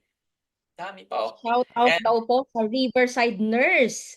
Nurse Station 5. Hello po sa mga taga Riverside, Bacolod City. Specific pa talaga yung station. Kasi dito. Naka-duty pa tong mga to. Walang iya. Pero sige.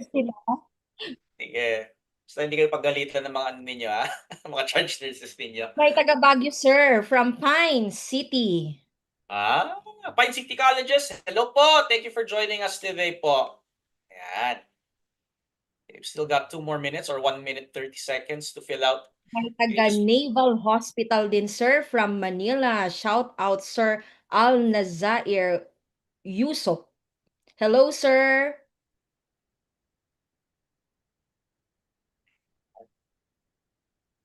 Marami pa, sir. Ang dami pa. Ayan.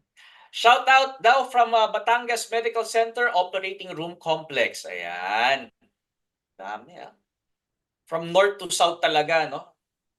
Luzon, Visayas, Mindanao. Ito daw, shout out po sa lahat ng nurses at dentists sa DepEd Division of Negros Oriental. Hello po, Mark Lester. Hello po.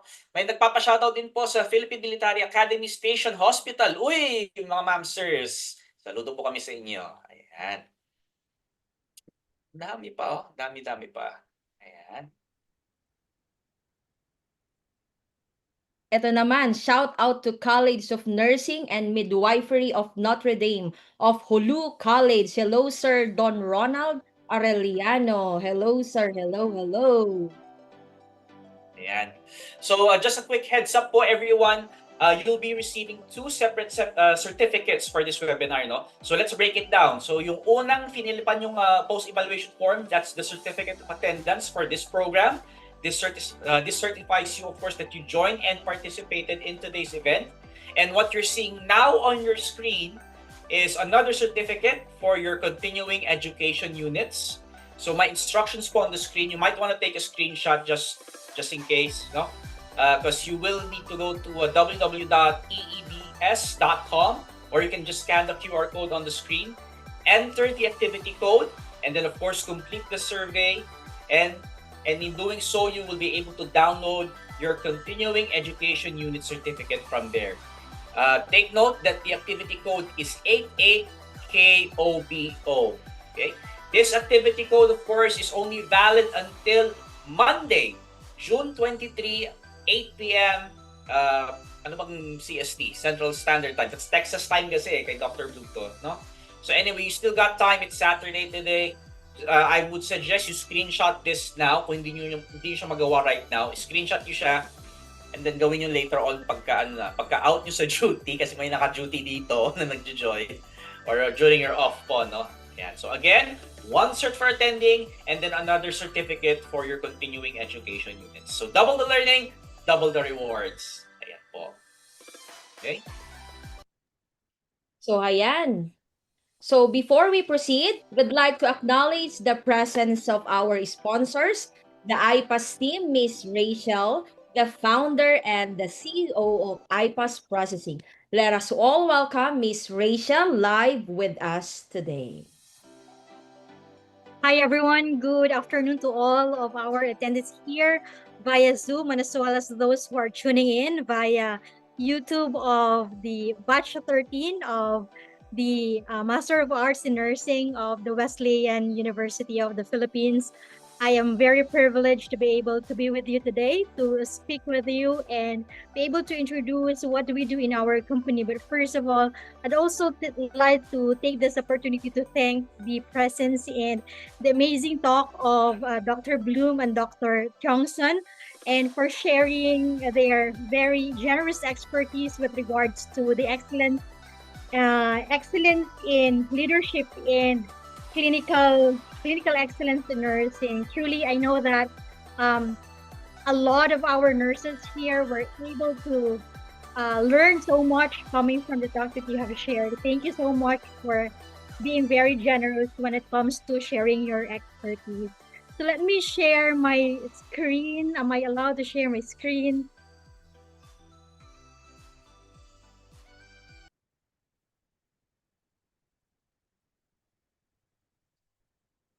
Just to share with you a little bit of our company in IPAS processing. Maybe you have encountered our company already, or if you haven't known our company, we are in a service industry assisting and serving nurses and medical professionals, and we started our company in 2016.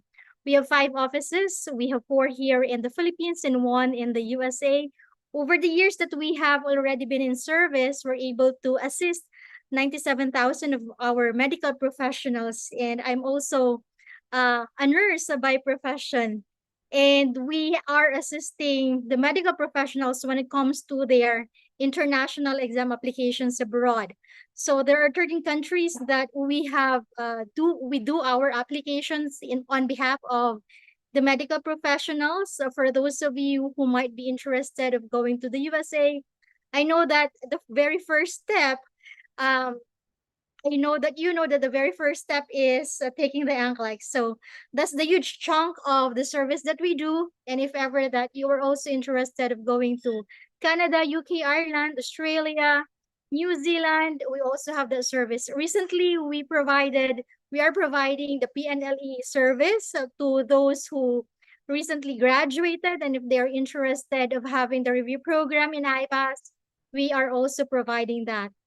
Additionally, we also have our services for Middle East exam applications. And these doesn't include only the nurse, but also the other professions, allied professions such as pharmacists, medtech, midwives, also doctors. So anybody who is in the anybody who's working in the hospital who might be interested of applying to the Middle East, we can assist that. So the service in particular that we are providing to our medical professionals includes the NCLEX application. This service will be for the USA, Australia, and Canada. And definitely, if you're going to process for the NCLEX, definitely you need to have a comprehensive preparation. So we provide assistance on the application and at the same time for the review program. And if you have heard about the CGFNS qualifying exam and all other procedures after you're done with your NCLEX, we provide that in IPAS. And for the MedTech, we also assist for the ASCPI application. And we also have our Ireland application for the nurses for the New Zealand. And as what I've mentioned earlier, we do a lot of services for the medical professional, and this doesn't include those for the Western countries only, but also for the Middle East. So we provide the PNLE, and this will be our second cycle already, starting this July 7. And for the NCLEX review program, we will be starting our 18th cycle by Monday. So we were able to assist so many nurses already in their NCLEX review program. And that's what we are very proud of, because it is our mission to create an impact in the lives of nurses. And we have seen the transformation of their lives, specifically for those who already made it, maybe in the USA and in Australia.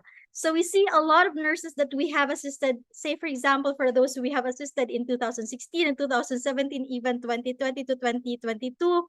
And they have already accomplished their dream, and they are already there in the USA. And we are very happy. We are so proud of them.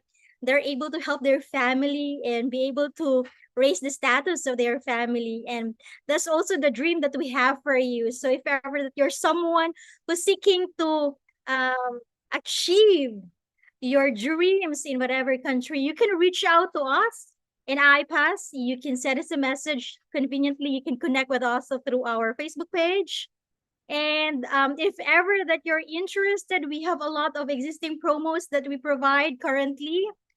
This includes usually a lot of our services, we have promos, and we also have bundle deals.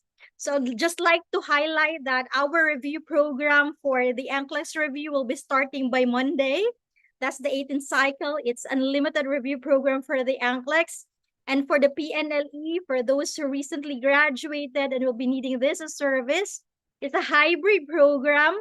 And we are going to start the face-to-face classes in our Manila Review Center. But if you want something that is purely online, we can also provide that in IPAS. So we have a very affordable rate for these services. So lastly, thank you very much for being here and being able to attend and sharing your time with our batch with the batch 13 of the Wesleyan University's webinar program. And we really do appreciate your time, and we hope that you have learned a lot.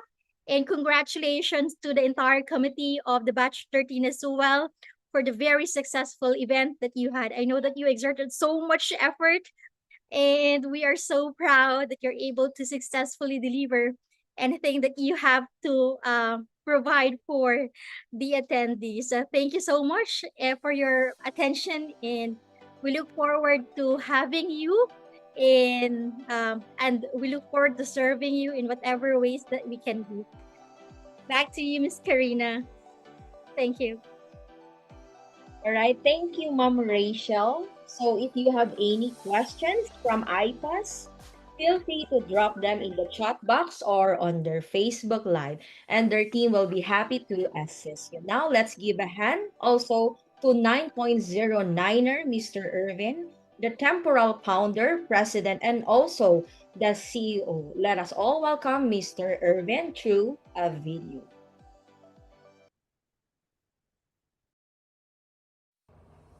Greetings to all the live viewers and attendees of WUP-MAN Batch 12.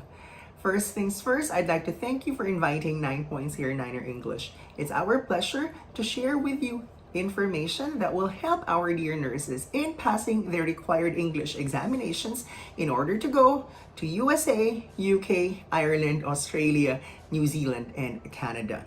Bottom line, you need to pass an English examination if you're targeting any of the 6 countries. But which visa applications require an English exam? Number 1 is working visa. Number 2 is immigrant visa. Number 3, student visa. And number 4, even fiancé or spouse visa requires an English test. So what are the top 4 most popular English examinations that are available? Number 1 is IELTS, which is still the most recognized English examination worldwide because it's the only English examination accepted in all countries and all visa applications. Now, if you are looking for a more relatable English examination, there's the occupational test of English, exclusively for healthcare professionals. In fact, more than 75% of OET examinees are nurses by profession, more than 20% are doctors, and less than 5% all other medical workers.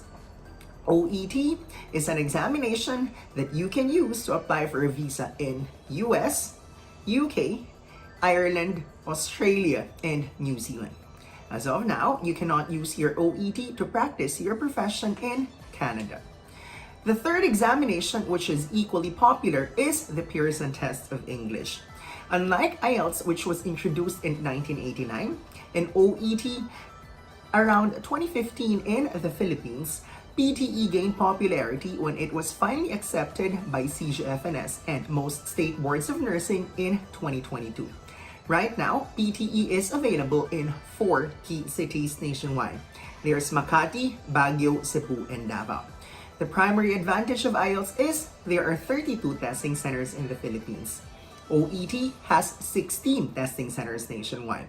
So if you're planning to take PTE because you've heard from the grapevine that this is the recommended English examination, be prepared to spend money for your accommodation and transportation. Remember, PTE is not available nationwide. So you really need to go to the 4 cities where PTE exam is available. I repeat, Baguio, Makati, Cebu, and Davao. The fourth examination is actually a new player in the market, and that's Michigan English Test. It was brought to the Philippines by 9.09er English and IPAS processing last year. And we are so happy that after 1 year of operation in the Philippines, more than 700 Filipino nurses and medical technologists chose MET for their USA visa screen and license endorsement.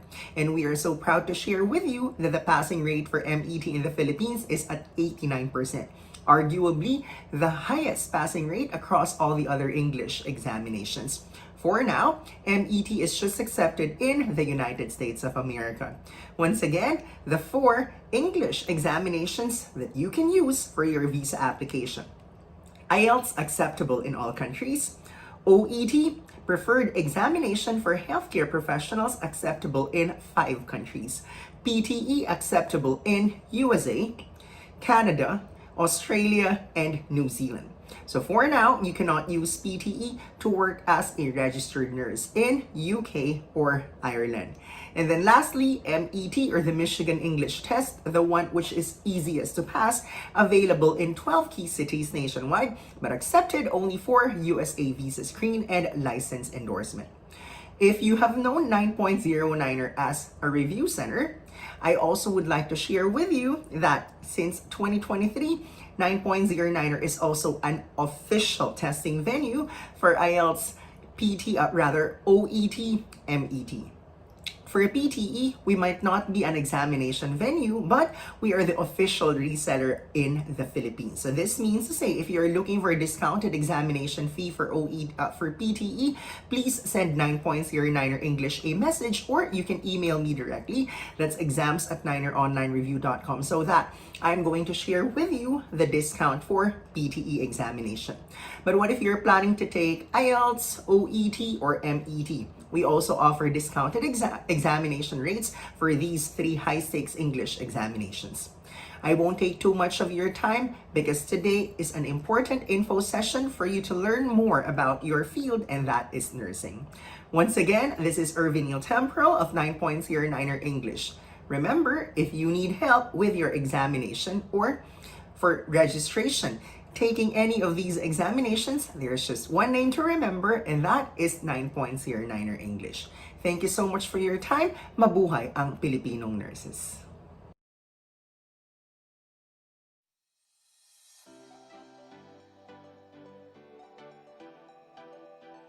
Sir Jax?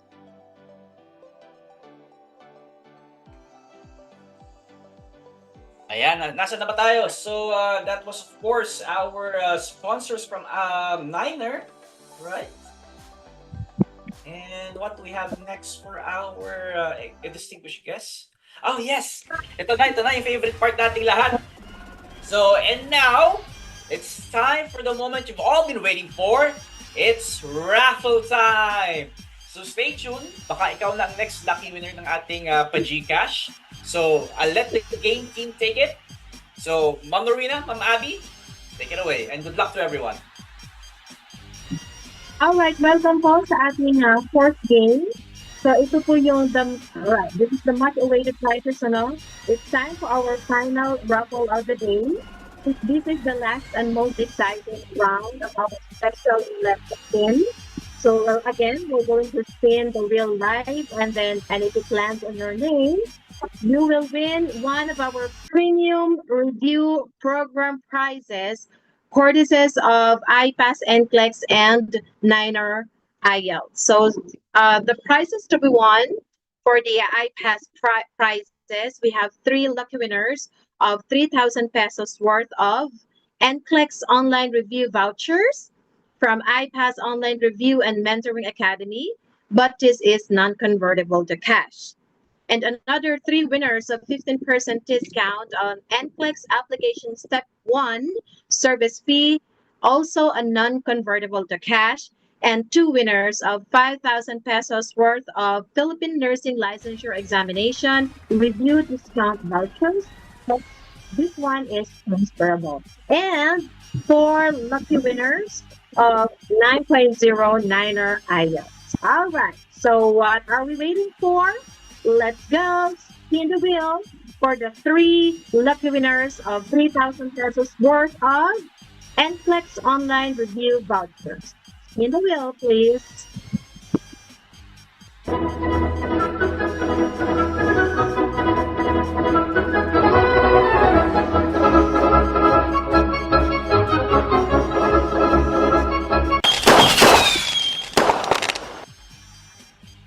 Announce the winner, Ma'am Abby.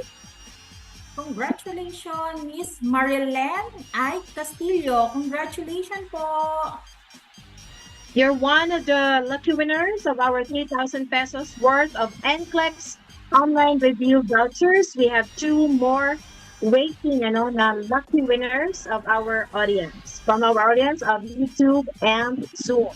Okay, spin the wheel, please, for the second lucky winner.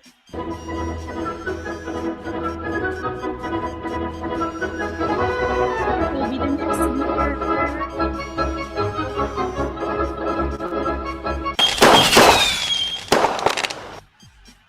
Our second lucky winner is Miss Ezra Perez. Congratulations! Congratulations, Ezra Perez. Ikaw po ang pangalawang lucky winners ng ating 3,000 pesos worth of NCLEX online review vouchers. And now, the last but not the least, the third lucky winner of our review vouchers.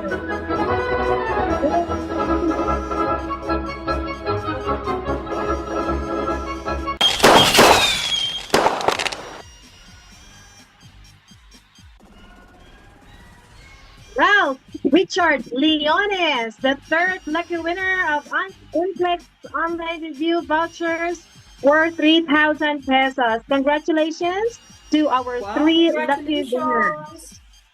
Yes, congratulations. And now, for the 3 lucky winners of 15% discount on NCLEX application step 1 service fee, but this one is non-convertible to cash. Let's go on to our first lucky winner. Spin the wheel, please. That's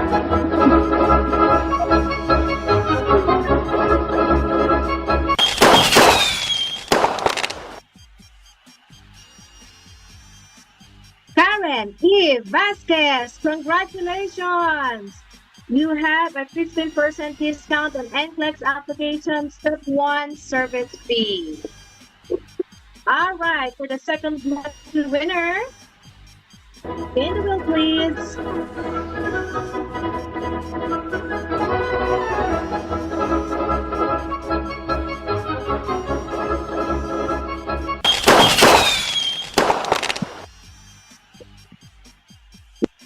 Rebecca Catherine F. Bona, the second lucky winner of 15% discount on on application step 1 service free. Congratulations! At sino kaya ang pangatlong lucky winners na nag-me sa ating chat box? In the wheel, please.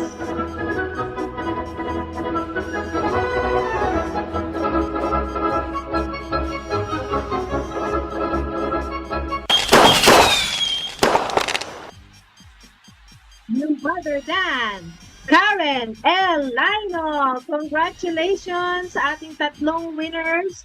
Maswerte na nakakatanggap ng 15% discount on NCLEX application step 1 service fee. Okay, para lang po sa kalaman, this is non-convertible to cash. Alright, huwag na natin patagalin ang dalawang maswerte sa ating 5,000 pesos worth of PNLE review discount vouchers. Okay, but this one is transferable. Okay, so let's move on to the first lucky winner. Spin the wheel, please.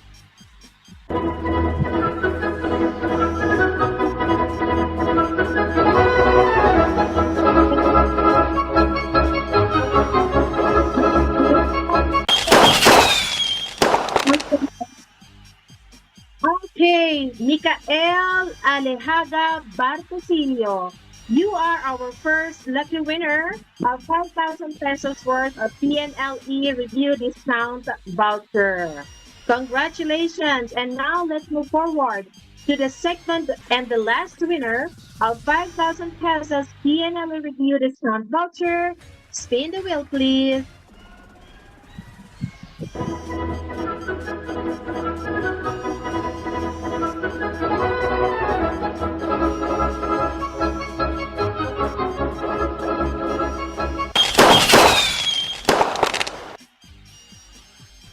Perlini Salungasin, you are the lucky winners of, you are one of the lucky winners of our 5,000 pesos PNL review discount vouchers.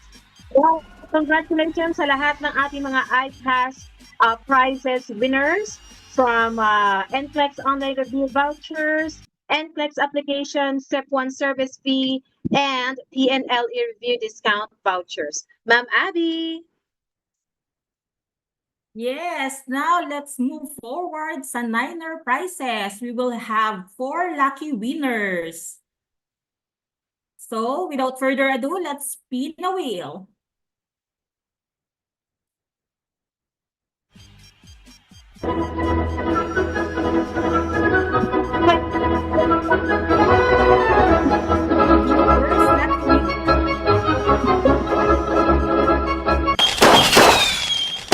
Congratulations, and Series O Valiente. You won. Congratulations.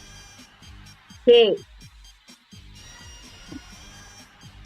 So for our second lucky winner, for the Niner prize, let's spin the wheel.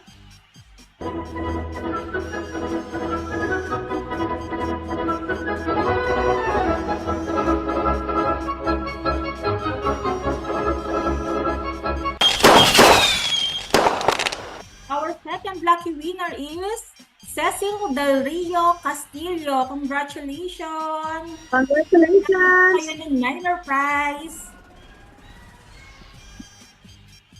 All right, we have 2 more lucky winners Yes, 2 na more. naghihintay, Ma'am Abby. Sino kaya Let's dito? spin the Baka wheel hindi pangalan for the natin, Ma'am third Abby, lucky ha? winner. Let's find out.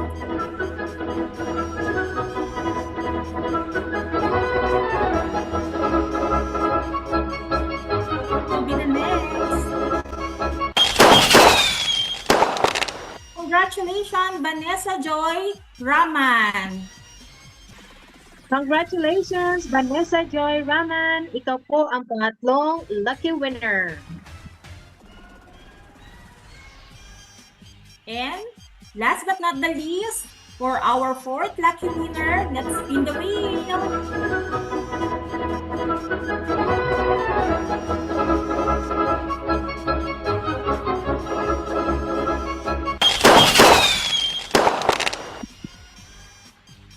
Congratulations, Irvin Jan Arteza Porilo. Binjan Artiza Porillo, congratulations!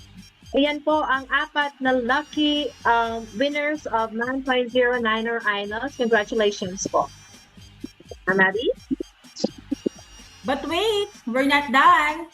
Because win or not, lahat kayo makakatanggap ng bonus. You heard it right.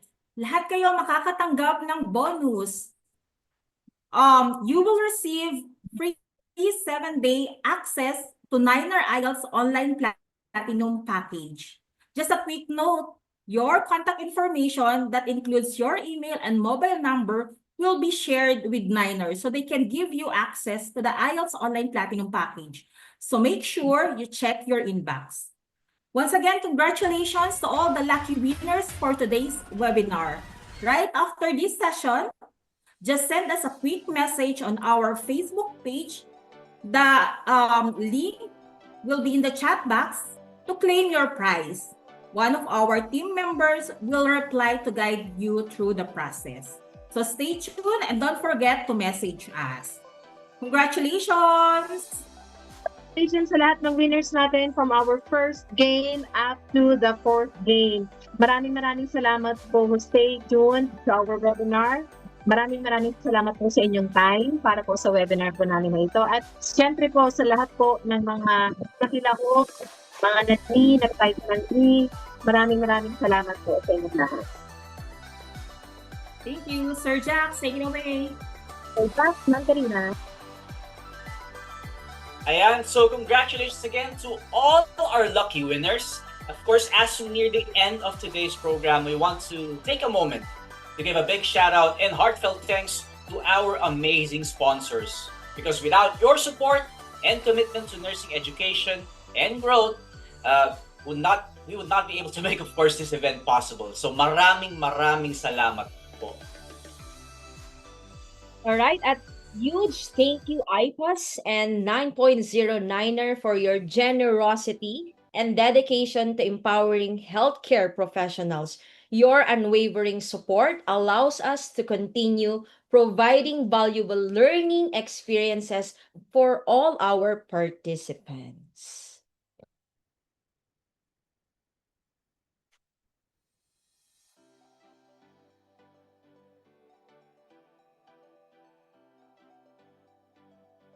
Saan mo ba gustong pumunta?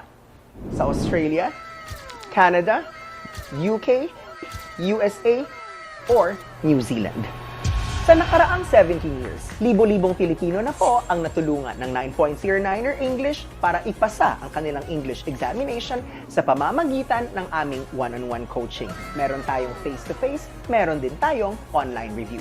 At simula 2024, nagbibigay din ang 9.09er English ng discount sa mismong examination at pwedeng i-avail kahit hindi enrolled sa 9.09er. Kung ikaw ay may balak kumuha ng English exam, isang pangalan lang ang tatandaan at yon ay 9.09er English.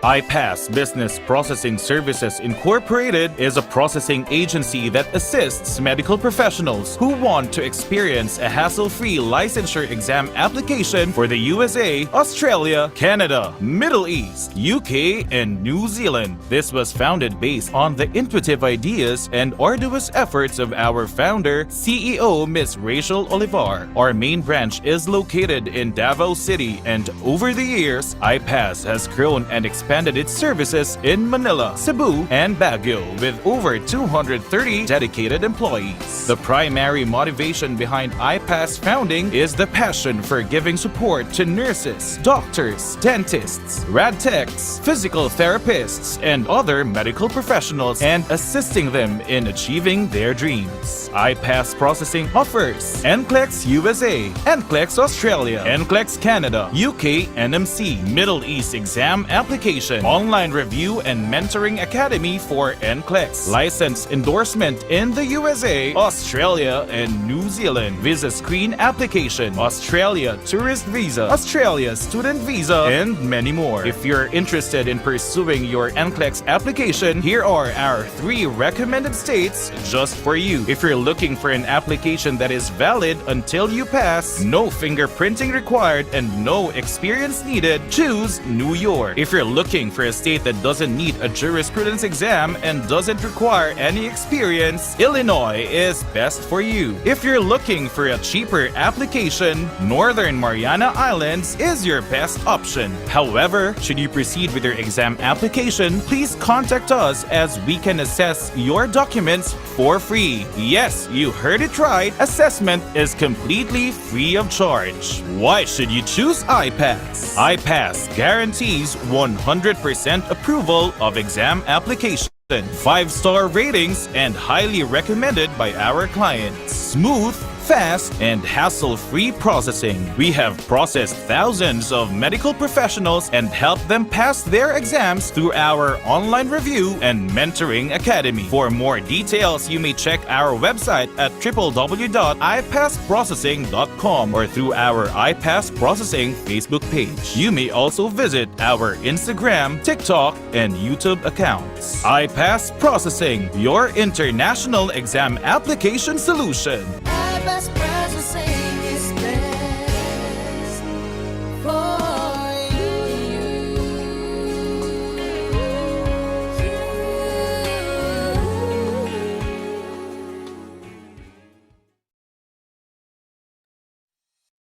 Ayan, so once again, a huge thanks to our sponsors for being part of this journey. We truly appreciate your support and we look forward to more collabs with you in the future.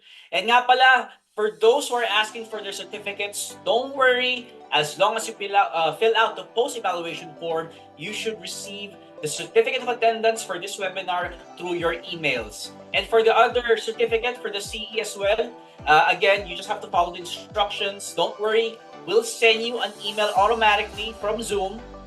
You'll receive that within 24 hours after this webinar ends, and will include again instructions for both certificates. Again, you'll get 2 certificates for attending this webinar, and the second certificate, of course, is for your continuing education units. So don't worry, don't panic. You will receive an email as well to give you a chance to fill out all the necessary forms if you couldn't do it now during the webinar.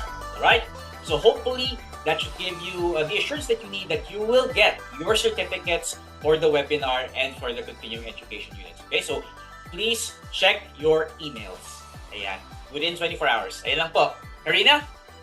Alright, so that concludes our webinar for today, partner. Thank you all for your participation. Have a great day ahead. I am Miss Karina. And I am Mr. Jax, and we are both from Batch 13, Master Bards in Nursing. Thank you. Bye.